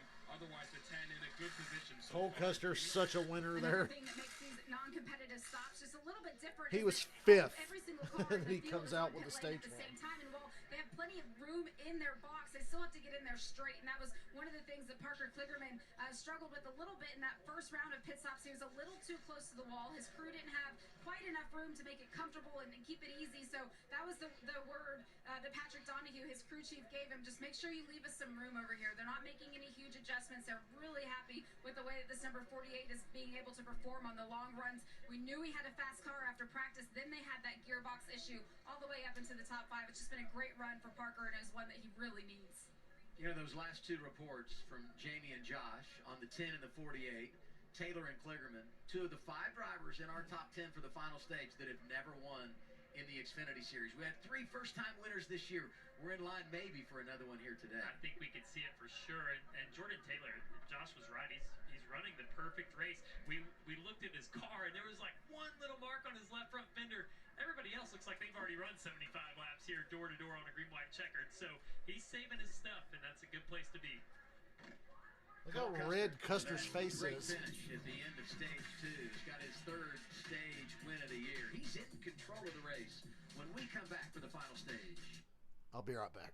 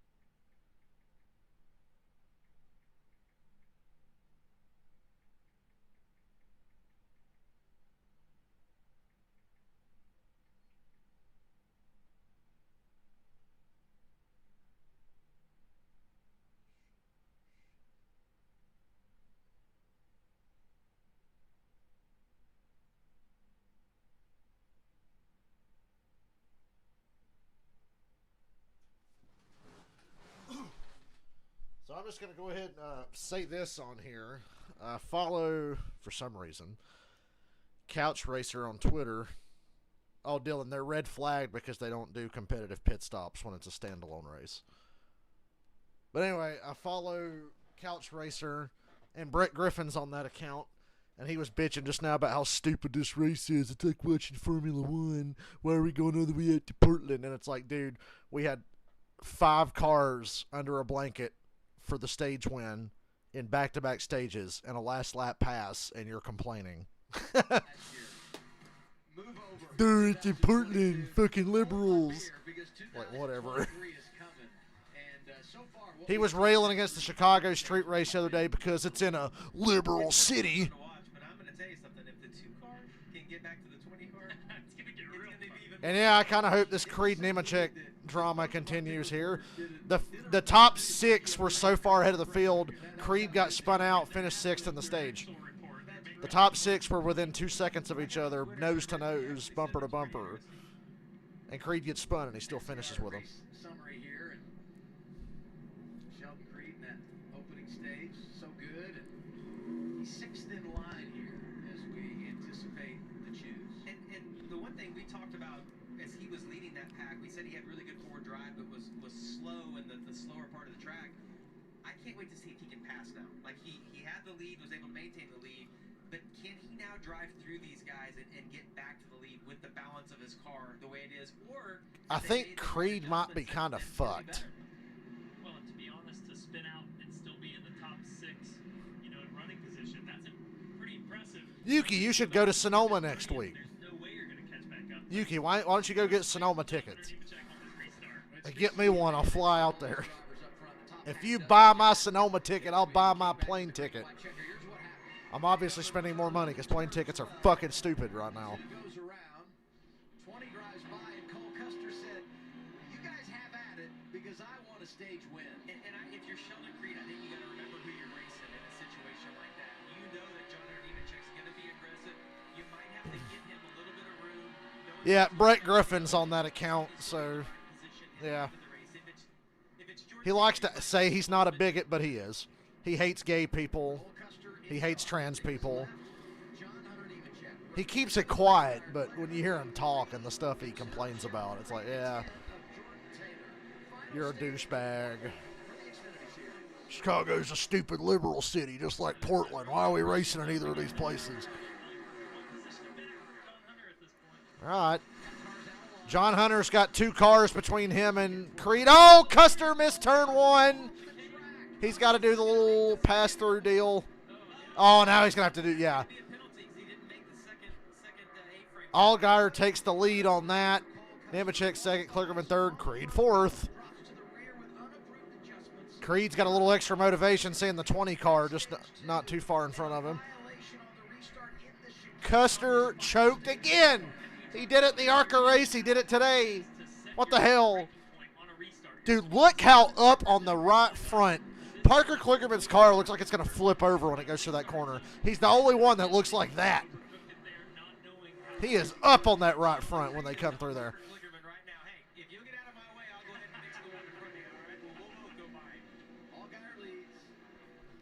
Nemechek, you better run. Creed, please don't take out Kligerman in your lust for revenge. FS1 just froze up on my cable. Technical difficulties. FS1 is no longer working. Do I have the standard def version to fall back on, or are they both just fucked? To the tee at the 14th. And this is Sarah M. I don't know what channel FS1. There it is. 38. Is it frozen too? Whoa, Cascarella's got a lot of damage.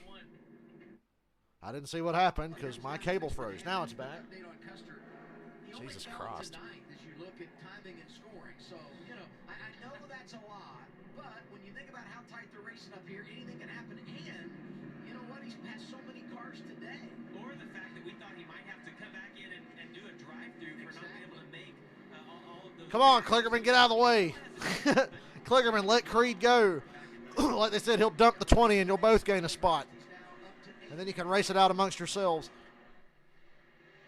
Almost 3 seconds behind race leader Justin Allgaier. He's trying to go back-to-back Junior Motorsports winless prior to last week at Charlotte this season. Allgaier gets it done, leading today. The guy that he beat last week was Nemechek. He's 2nd in this race as well. Jamie? And in listening to that 7 radio, the word that's being given to Justin Allgaier right now is let your tire do the work. Just trust that the car is as good as it's been all day. Top 5 under a blanket again. This time Sam Mayer's in the mix after Custer fell out.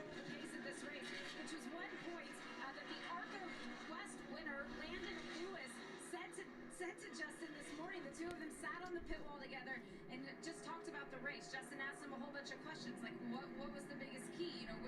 Where did the car go towards the end of it? And And Landon was very honest with him, and they had a great conversation. Justin walked away from me, and he said to me, keep an eye on that guy, because you're definitely going to see him out here pretty soon. Just a young kid, but offering tons of advice to a veteran like Justin Allgaier. I just think it's cool that a 36-year-old who's won 20 times in the Xfinity Creed got by Kligerman. So now it's Allgaier, Nemechek, and Creed. And Mayer passes Kligerman. Sam Mayer has had a quiet day, and he's top 5, 4th now. This could win Allgaier the race right here. Just Creed being in 3rd could be enough for Allgaier to win.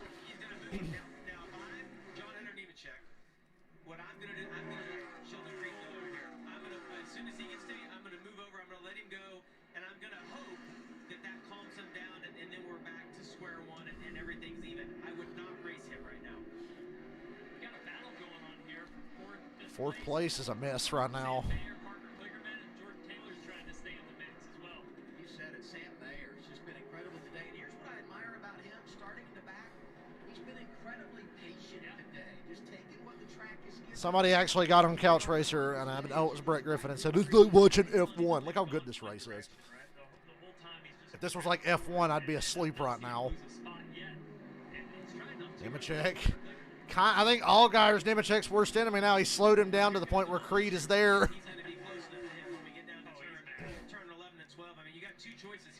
What if he hits the 20 and takes out the 7 as well? Or you can move over and let him go, or we'll see if Sheldon Creed's going to return the favor. Oh boy, here comes the 2. He's digging. He's trying to get there. Oh, yeah, he got him. He got him. He cost himself, but he cost Nemechek a hell of a lot worse. Was it really worth it? Remember when I said that would win Allgaier the race? Look at the gap now. Well, goddamn, Creed's passing for 2nd. That didn't hurt him as bad as I thought it did. He's still side by side for 2nd, but they've fallen 2 seconds off of Allgaier. Allgaier's checked out. I can't wait to see this post-race confrontation. You know there's going to be one, because Nemechek said it was Creed's fault because he said Creed pinched him down, and Creed's pissed. Nemechek said, "No, you spun me," so now he spun him back.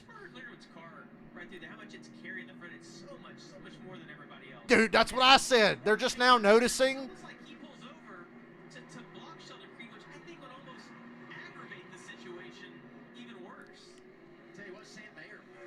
What an evasive move by Sam Mayer.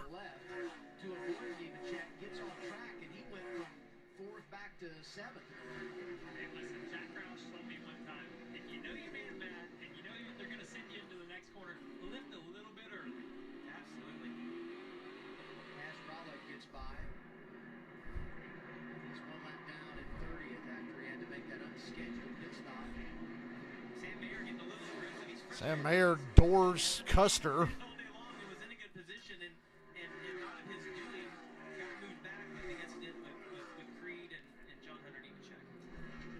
We're seeing how good his car is because he's racing the best that we've seen all day long and hanging right in there, although Custer gets back by him here. It's funny to watch the demeanor change of these drivers, just the attitude of their race car. When they get knocked back like Chandler Smith early in the race and now Cole Custer, you can see the aggression, the way they're taking the curbs and moving people out of the way, just amping up. And we still have 18 laps to go. I've got to think we're going to have at least maybe one more restart or two, so you got to still be a little bit patient with this thing. Well, if we get one more restart, we're going to have 3 or 4. Yeah, because if we get one, it's going to be all out on the restart, and we know guys. Brett Griffin is the only one I know that posts on that account. And the way this race is, you see how the cars are lined up. We have a good possibility of if somebody wanting to move something. Last week, or maybe it was the week before, Brett Griffin got caught because he tweeted something on his normal account. And then he replied to himself saying, "You can say that again, brother." He forgot to switch to his fake account. So he replied to himself on his real account. And people said, Griffin forgot to switch to his burner. And he was like, "I ain't got a fucking burner." It's like, well, why'd you reply to yourself? It's like that time with Skip Bayless when Skip tweeted to himself, "You're the man, Skip. Love the new show on FS1." He forgot to switch to his burner account.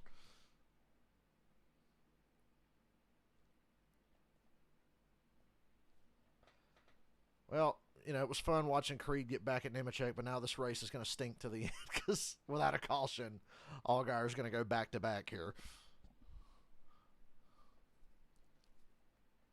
Where'd Nemechek end up at? Mid-pack. I ain't got a burner account. It's like, yeah, you do.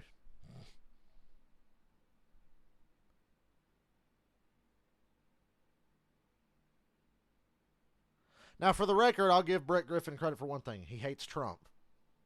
So, I was like, hey, he's not a complete dumbass. I mean, he's got some pretty shit takes and dumb political views, but it could be worse.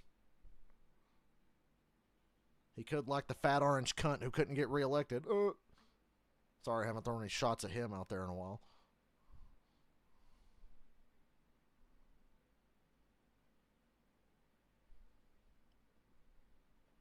Nemechek is 17th after getting spun there.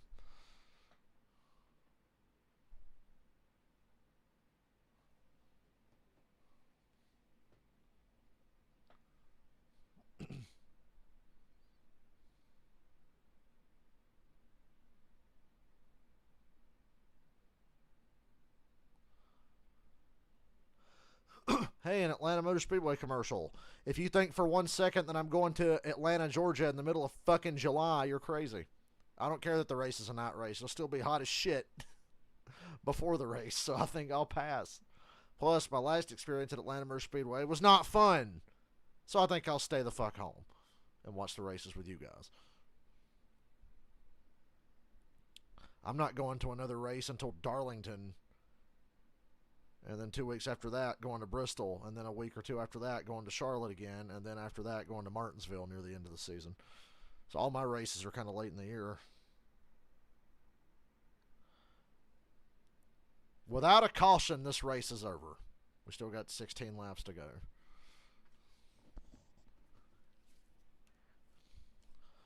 I said earlier, Allgaier was the only sane driver in that entire top 5 of Maniacs. And that it might pay off for him. It did. Here next week down the coast to Sonoma. Xfinity cars racing there. Austin Hills had a midday. He's 4th now. Mike Snyder spun out earlier. He's 8th. Alex LeBay is in the top 10. And Nemechek spun again. Well.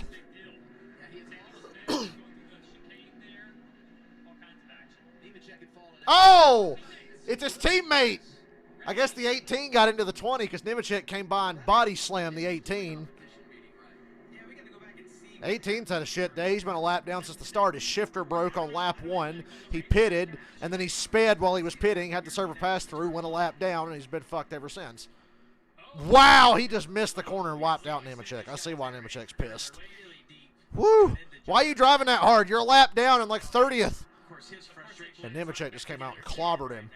Because of what happened with Creed, and then but I just that's not the right way to handle that. I don't think with your teammate. None of that was on purpose. How very Iliad of you, John Hunter. And look at the smoke coming out of the 18 now. It's all tire rub, I'm pretty sure. He's got a pit. They both got a pit. I'd be surprised if Nemechek didn't. Yeah, they're both pitting.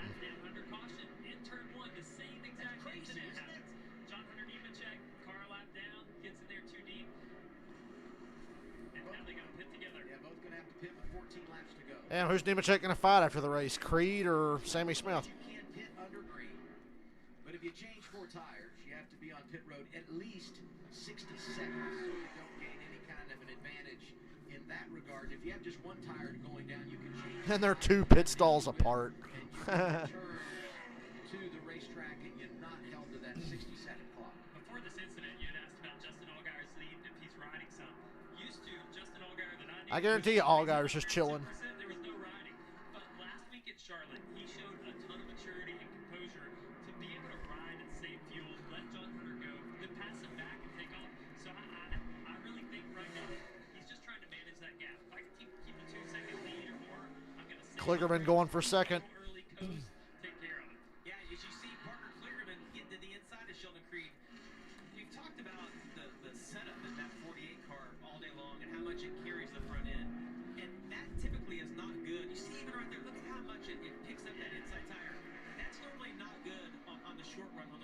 You know how I went to the 600 last week? I'm very happy to say I think we're entering a golden age of racing for Charlotte Motor Speedway. So the 600 is probably going to be my favorite race to go to every year now, which is how it should be. Because these last two 600s have been awesome. Look at the fucking right front on the 48. He was up off the ground again. It's got to be helping the wear on that left front. Hell, it's off the track for like half a lap. Nah, Creed and John Hunter are not. They're not going to get suspended because he didn't right hook him. Nemechek accidentally spun Creed out. Creed got back to him, dumped him in a slow speed corner. They're not going to get suspended. Nothing will come of this. Nobody did anything wrong. You're allowed to retaliate within reason.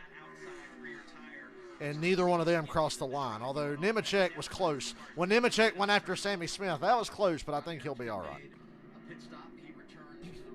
Because he didn't dump him. He slammed him, but he didn't dump him.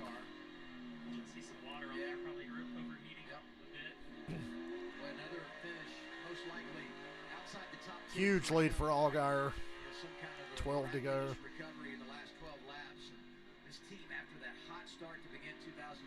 Why did we get rid of Mid-Ohio and go to Portland? Now, I like Portland. I'm enjoying this race. But we're making these fuckers go with skeleton crews from Charlotte to fucking Portland. And unfortunately, it rained all weekend at Charlotte, so they had to run the race on Monday night into Tuesday morning and then hurry and get to Portland. Is that really worth it? The race is good. Don't get me wrong, but I just feel like we could have stayed at Mid-Ohio instead of doing this. Because Mid-Ohio put on great races as well.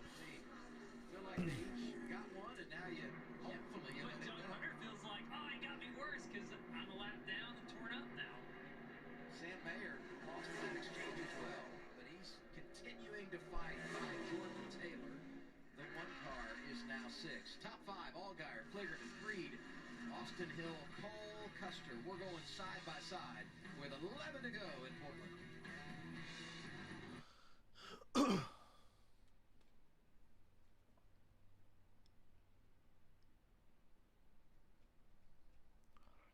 I feel like I want to stream Red Dead, but I'm kind of too tired, so I might not do that till tomorrow after the Cup race. I feel like I might lay down after this and just chill out. And if I stream something, I'll stream like super duper late tonight, but it won't be Red Dead. It'll just be something I just feel like playing. Because I think I'm going to want to stream later, but I'm not going to stream Red Dead while everybody's asleep. Uh-oh. Did you see that? Creed just had to pass Nemechek, who's a lap down. Nemechek let him go. I'm sure he was probably told, chill the fuck out. But he let him go.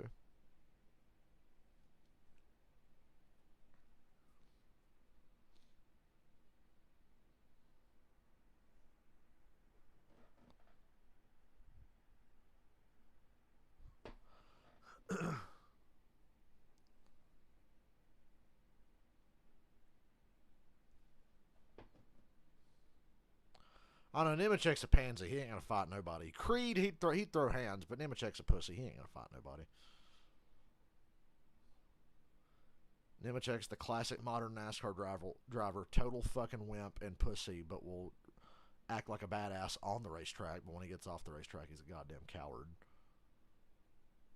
And I hate to use this example, he's just like Chase Elliott like that. Dickhead on the track, but ain't never going to do nothing off the track. Ty Gibbs, Joey Logano, etc.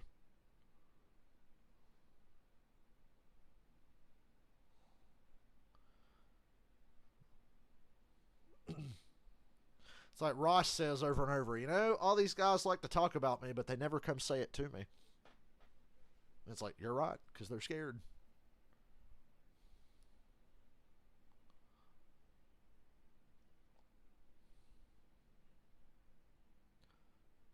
Nine laps to go.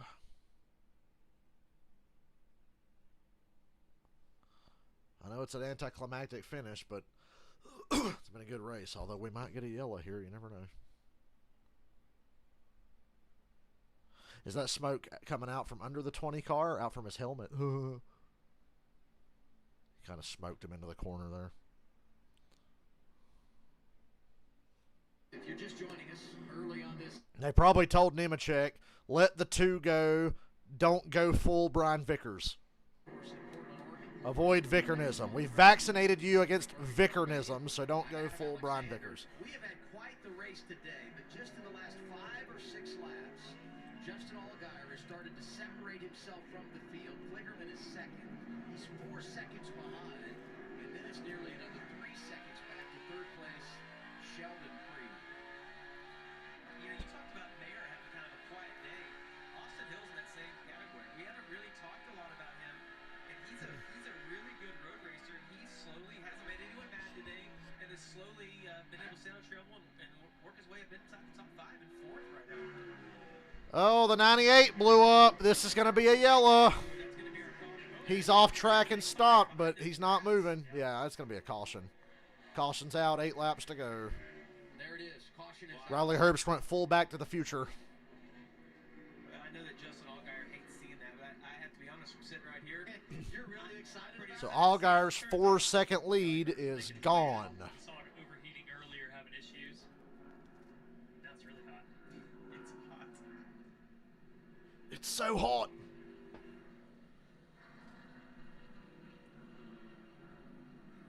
Second caution for incident today. And, you know, when things like this happen, you start to ask how are teams managing the next couple of weeks. I said this earlier. Racing on a road course today in Portland. You go down to Northern California next week, and everybody had a different plan of attack on if you're going to run the same car today and next week. But this could have a negative impact going forward depending on what the plan of attack was for the guys at Stewart Haas. The If AMR that hood just goes boom while those guys are raising it. Actually, that wouldn't be funny, but I was scared that might happen. Riley's car had been overheating. They pointed out all the water on his onboard, and I guess the car finally just had it and went boom. It done blowed up.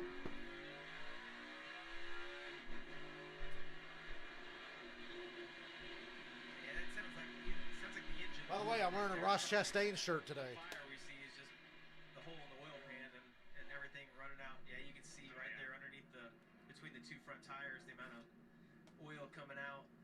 It's so easy to do on a road course. It typically happens not from missing the shift. It normally happens because you downshift too early and just over rev the engine.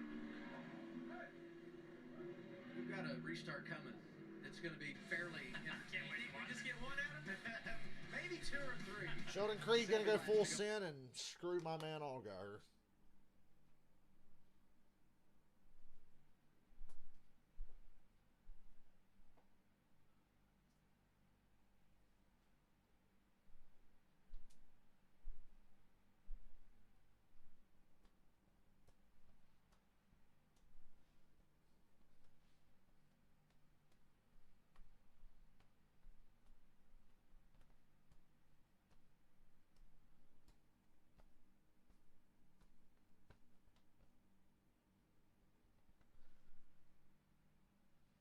I have 2 Ross Chastain shirts now because Trackhouse had a sale at Charlotte on Monday before the 600. Any 2 shirts for $50. And I was like, okay, I'll take 2 Ross shirts. Told you ever since he punched Noah, I was going to buy a Ross shirt. I ended up with 2.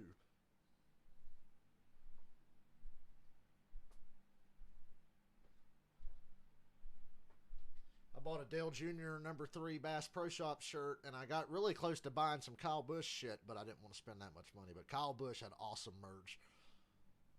I think Kyle Busch and Chase Elliott have the best merch. And Trackhouse.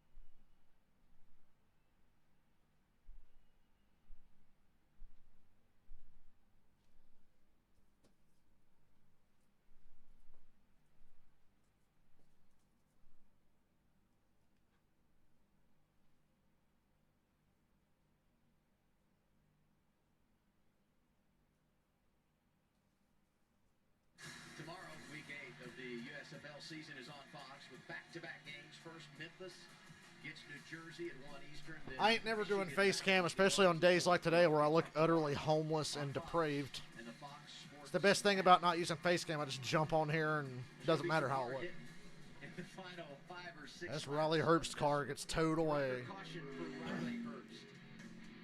Terrible. Are we going to go right back to commercial? Jesus fucking Christ. Right back to commercial we go.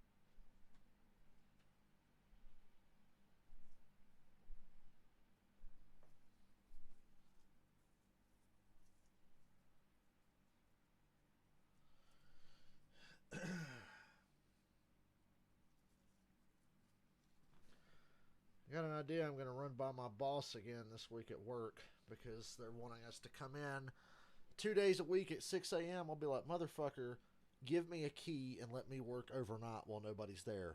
I will be happier and everybody else will be happier if I can just work in the store when nobody's there. Fuck. I would kill to just work a few nights a week from like 11 at night to 6 in the morning and then get the fuck out. Be there when nobody else is there. Man, that'd be the dream.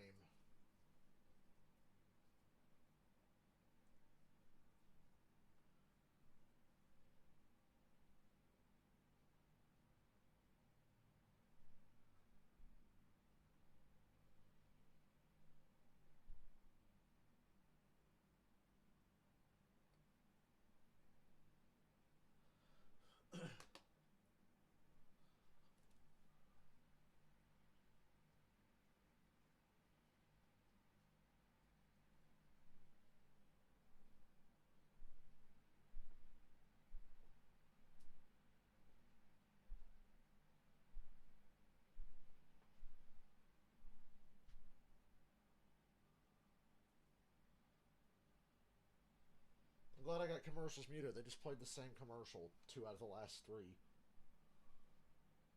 Hey. Caution likely equals drama in Portland, Oregon. Ooh, this could be Xfinity juicy. Series going to be 5 laps to go. When we return to the green flag, here's the choose. Allgaier goes inside. 5 to go. I think that's a good choice. You can protect the inside, and even if you're side by side, we've seen as they've exited turn 2, turn 3, that being on that right-hand side has been the preferred lane all day long. But man, Trevor, I just can't help but think of Clearman being on the outside. Probably nobody hungrier in We've seen some hurt feelings so far, and we might not be done yet. And they know this is the track they got to capitalize. The hash slinging slasher. Honestly, the way I felt at my job this week, I wish the hash slinging slasher would show up and kill me so I don't have to work there anymore. 5 of the top 10 have never won in the Xfinity Series, including Kligerman and Creed. And when you look at that 48 team, 1 win all time from Big Machine Racing. It came last year courtesy of Tyler Reddick at Texas Motor Speedway. To be honest, we haven't seen a dominant car today. Anybody in this top 6 could... That's true. There has not been a dominant car. It's anybody's game. Allgaier got a great restart. Kligerman had a good one too, but this inside line to this first corner could be the difference. Although Allgaier's got Creed behind him. Here comes the outbreaker Custer. He backs off. Oh, Kligerman overcooked the corner entry. Stays on track. Loses a couple spots. Allgaier and Creed get away. That could have been bad for Kligerman. Ooh. Oh, into the side of Custer, but once again, they keep it under control. I still think Allgaier's going to win it. Unless Creed just has some kind of miraculous speed we haven't seen yet. Keep seeing a lot of brake smoke. This is the point where desire exceeds grip, for sure. Top 2 pulled away. of side-by-side action from third on back as Kligerman clears Custer. Myatt Snyder looked like he was about to hook whoever that was. Oh, it was him and Mayer. He's done a great job. You remember he spun out earlier, back up to 6th place here in the mix. A lot of dirt kicking up. Man. Mayer to the inside of Custer. That's for 4th. And we got some spinners. Alfredo, Jeremy Clements, Josh Williams. Parker Retzlaff. They'll get it going. There won't be a caution here. Big block down the front stretch. Whoever that is in front of Chandler Smith. My Lord. And Chandler Smith's going to say it was Jeb Burton. Jeb Burton blocked Chandler Smith, and Chandler Smith knocked him sideways going into turn 1. Oh, he's not done with him. Burton got back in front of him. He's not done with him. And there he goes. Now that might be a fight after the race. Jeb Burton will fight your ass. But like they said, poor Chandler Smith's had a horrible day. What'd you find on NR? Tell me all about it. 4 to go, and Allgaier and Creed have a 2-second lead over Kligerman. I go back to the question I asked earlier. Allgaier just saving his stuff in case we get another restart. John Hunter Nemechek back on the lead lap. We see him back. Nemechek's back on the lead lap in 14th.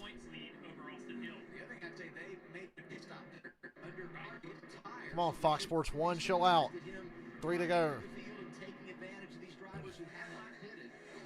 This could be an interesting post-race. Creed, Nemechek, Jeb Burton, Chandler Smith. Everybody. Caution's out with 3 to go. We're going to overtime. Debris on the backstretch. Most likely go to overtime here. Big chunk of metal laying right there. Wow, several pieces of metal all over the backstretch. Yeah, that's a legit caution. You see the results.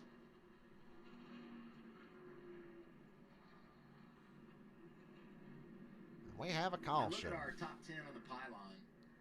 Yeah, there's some drivers up there we're not really surprised at. Alex LeBay, top 10 still. Connor Mosak, Alex LeBay, Myatt Snyder, 8th, 9th, and 10th. Hung around and in a position now to get a top 10 finish. Alex LeBay, talked about how good he is as a road racer.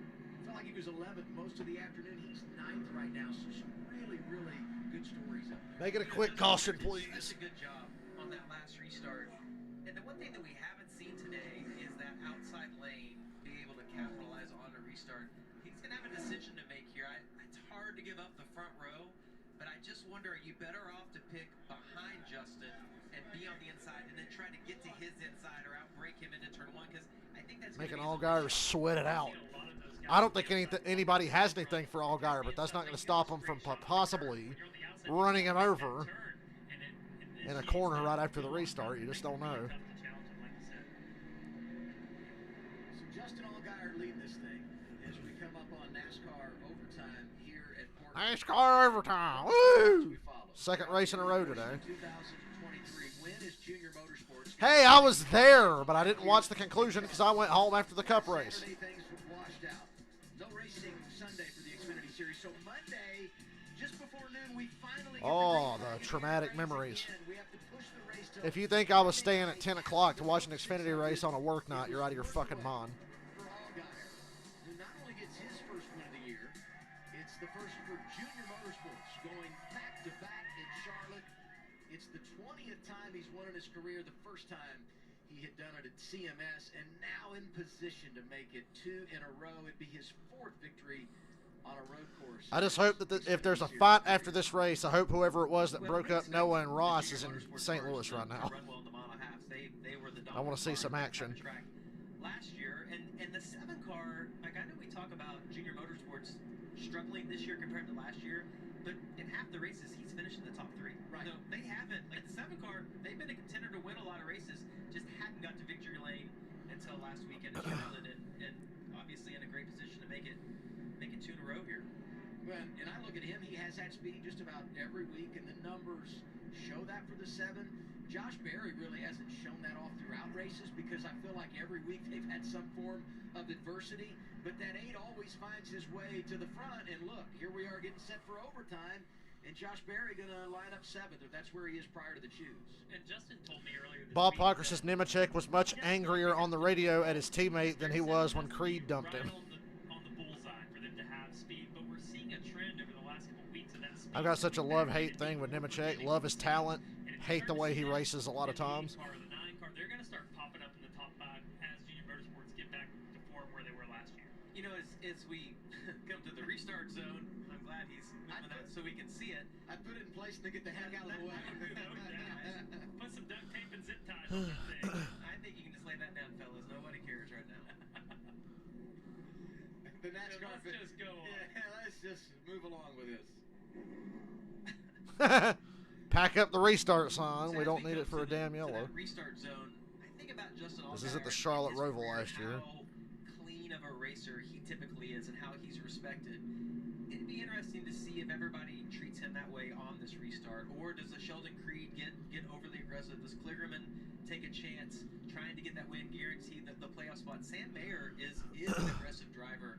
Been pretty quiet all day long, but we've seen as it got down to the end that he's getting more and more aggressive as well. And I don't foresee Sheldon Creed or Parker Kligerman intentionally doing something to crash Allgaier. I could see Creed just overdriving and screwing Allgaier, but yeah, I don't think Allgaier's going to get dumped intentionally here. Braking zones are so tight, it's so easy to lock the wheel and slide off. And just You found a glitch on a track that launches cars. That's kind of like hitting the hill at Canadian Tire in NASCAR Heat.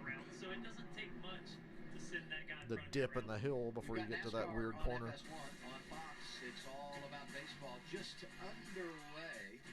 Which game are you getting? Aaron Judge and the Yankees get Mookie Betts of the None, because I don't fucking watch baseball. against the Twins. Check local listings for the game in your area. I miss NFL. Until you're done watching us. It's creeping up on us, goddammit, but not fast enough. Xfinity Series, and I have a feeling this is going to be something. A little 2-lap shootout on the road course in the Pacific Northwest.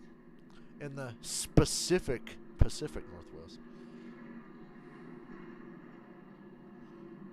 Second road course. Which specific ocean? The Pacific Ocean. That specific one. Texas. We race again on the road next Saturday in Sonoma, California. These 3 venues have really not a lot in common as we look at our overtime rules. I said it's a 2-lap shootout. If the leader gets the white flag, Yeah, if the leader takes the white flag on a road course, that can get very complicated. should we get a The leader getting back to the white flag. to the leader getting back around to the green, we load or to the white flag rather, we'd load him up and do it all again. Down to Jamie Howe. Jim Pullman's the crew chief for Justin Allgaier. I was listening in on the radio. You said, let's do the same exact thing again. You have the best car, the best driver. Why do you like him behind the wheel? Justin's always the guy, right? Like, I mean, I wouldn't have anybody else in my race car at this point in time. I know he can get it done, and had a really good brand Chevrolet all day, so no matter what happens, proud of this team and proud of him. Let's hear the emotion in his voice, guys. There's a lot on the line here. It's been a stressful couple of weeks. Last week, managing fuel to the finish line. I can't watch no poverty football. I need real Pulled off a bunch of top-tier NFL football. Jim Pullman hanging on the pit box. I always wonder, like, the crew chief perspective. It's gotta be I will hard to say watch it, right? When you're a driver this and season I am definitely scaling back on how much NFL I stream. If there's a NASCAR race on the same day, I'm not streaming NFL. And I'm probably not going to stream NFL every week until the playoffs. I mean, every playoff game I'll stream, but I just kind of need to scale it back. There's no interest on this channel for that anyway. Already, keep in mind that Jason Burdett was Justin's crew chief last year and went over to Brandon Jones. So But there will be games where I'm like, you know what, this should be a good enough game for me to want to stream. I'm just going to be more selective about the NFL games I live stream. I'll be watching every Sunday, but not streaming every Sunday. Get in trouble because Trevor talked about it. Your Or braking Monday or point every might be a little Thursday bit or different whatever. on the restart than what it is on a regular lap, and the more opportunities you get at this, the more you have a point picked out. And you're like, I know I can go just a little bit deeper, and that's when we see guys get in trouble here. But I love this. It's so much fun to watch. You know, you come down to the end of this and knowing that these guys are going to let it all hang out and see who can not make the least amount of mistakes here. 2 laps to go. I just know something's going to happen. Even if not at the front, something's going to happen somewhere. They all pile into the restart zone. See, it looked like the front row got a little stacked up. bump draft. Kligerman to Allgaier. Parker gonna, oh, he's sending it. Go, Parker. Oh, he locked it up, and Custer takes the lead. Allgaier and Creed have to serve the penalty. Oh, my God. Cole Custer for the win. Cole Custer's going to win this race. Sam Mayer was almost in position to win this.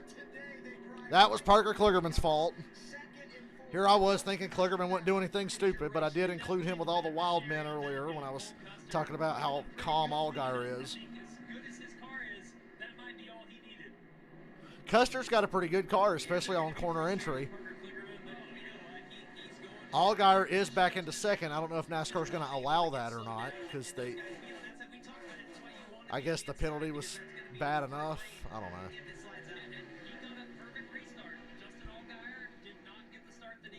Allgaier didn't get a great start. I thought Parker was just going to shove him off in the corner, but instead he outbraked him, shot in there, hit him at the door. Mayer ran Creed off the track. Creed gets back on, but he lost a few spots. We are at the white flag. This race is official.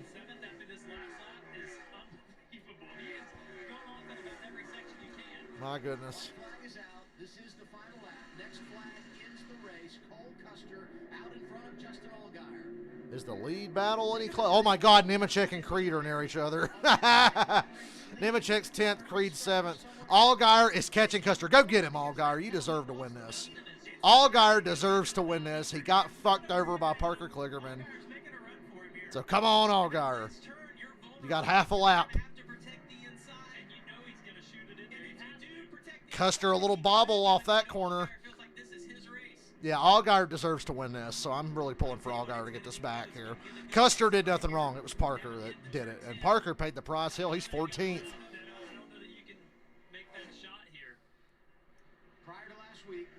Allgaier's not close enough to do anything, man. They're going down that long straightaway now, so there's only like 2 corners left. Oh, my God. Allgaier driving way in there. Custer's loose. Come on, Allgaier. Custer goes wide. Take it, Allgaier. Take it. No. God damn it. Custer clears him. Custer's going to win. Son of a bitch. Good for you, Custer. I just hate that for Allgaier. If Allgaier was a dirtier driver, he could have hit Custer there. He could have just pile drived him. Oh, my God. The 43's head on a tire wall. Yeah, Allgaier raced super clean there. We saw a lot of other shit today. Custer wins the race. He won a stage earlier for the same reason, taking advantage of others' mistakes. He ran top 5 the whole race, and guys just kept shooting themselves in the foot. And Custer takes the win.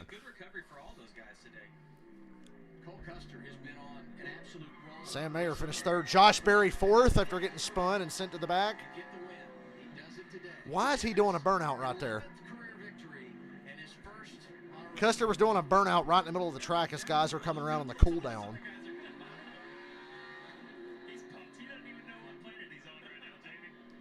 Been a while since Custer's won something. The gap that Allgaier closed into that corner, my Lord. Almost enough. And right here, put your nose in there, Allgaier. And then Custer had a bad exit, and Allgaier didn't get back on the gas soon enough. One more lap, and Allgaier would have had it. Now, ladies and gentlemen, this post-race should be interesting. You know, if Allgaier was going to get fucked, I wanted Mayer to win so a JRM car would win. But I'll give it to Custer. Credit to you.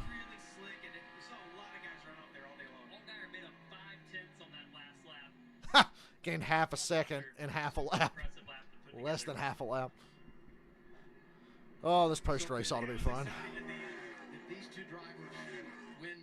When Jeb Burton got spun, somebody on Twitter said, "It's dog food time." Remember, he said he would wreck the dog fuck out of Noah.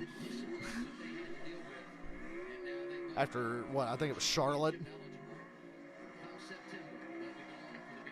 last year. Well, I see I was looking on pit road to see if I saw anything. Somebody's walking back to talk to somebody.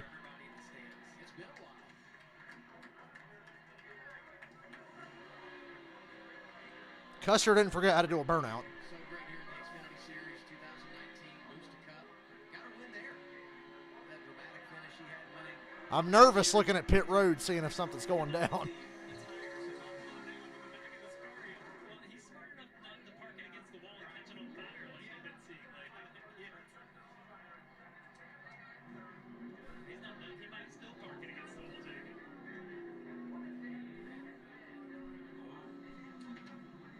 Nemechek said something to Creed but walked away. That's who was walking down pit road a second ago. Plenty of frustration on the other side of the pit wall for many drivers today. And the one that's going to have the hardest time sleeping has got to be Justin Allgaier.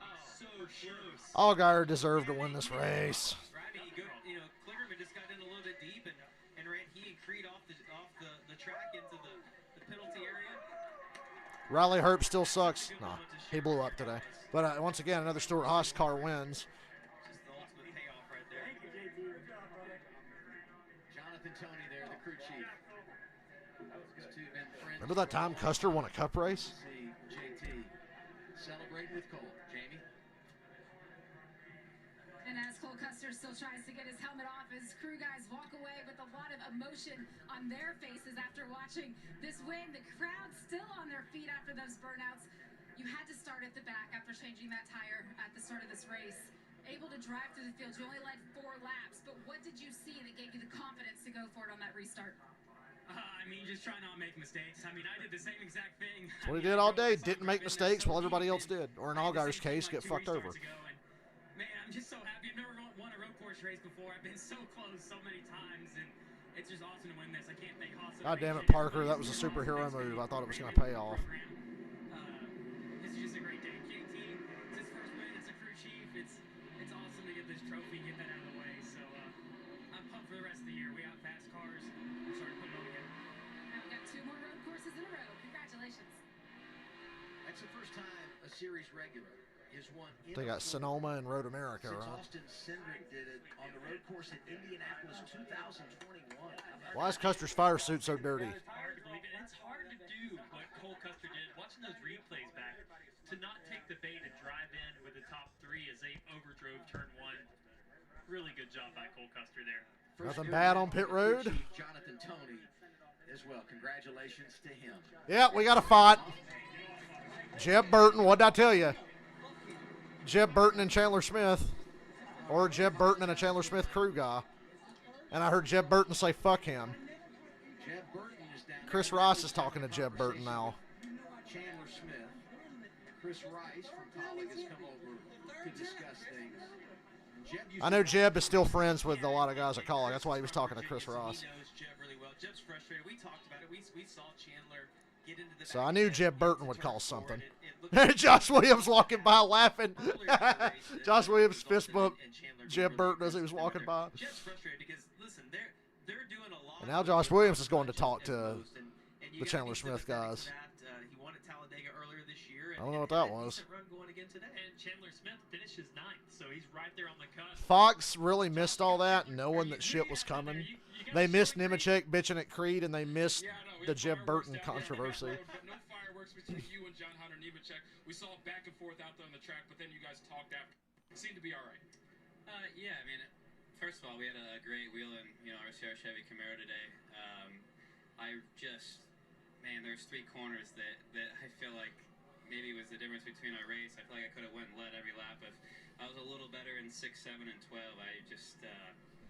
they struggled there, and they could really make ground there. And he spun me coming to the stage end there, and I don't know. Obviously going for a stage win, aggressive, and he came up and apologized, and I got even on the racetrack, so I was fine. So. I just racing hard there, and then at the end, I wanted to race the 7 straight up for it, and I wasn't going to wreck him. Creed and Nemechek had a brief debate, ended in a fist bump and a smile. And the 48 just ruined our chances of that. Didn't give us a chance to race for it there, and then I was running for 3rd there, and the 1 runs me off the racetrack coming to the Y. So great day overall. Happy with the speed. Happy to get my first pole. Just need the last few laps to go my way one of these days. morning, Sheldon. I love the way that he and John Hunter handled that. I think that it took a lot for John Hunter not to be mad after he retaliated, but to walk down, apologize, say he didn't mean to do it. Sheldon felt like they were even because he got him back. So good to move on beyond that, going to Sonoma next week, Adam, and don't have to worry about those two being together on the track. You said it, Sonoma next Saturday. Race day happens 7:30 on FS1. We're racing at 8. Kevin Harvick, Daniel Suarez join us in the booth. They'll be on track tomorrow. Cup cars back at it. Second time they've done it in St. Louis. All the action on FS1. Race day at 2. We're racing at 3:30. What a wild afternoon it was in Portland for the NASCAR Xfinity Series. We go to overtime. Well, that was fun. I didn't think so at the start of the day. I was just tired and depressed and cranky, but that was a fun race. 2 good races today. I'll see you guys tomorrow and maybe late tonight with something. If you're up, if you're awake, and I feel like streaming or playing something, keep an eye out for me. It is Saturday night. A lot of us do stay up late. So later, guys. Thanks for hanging out.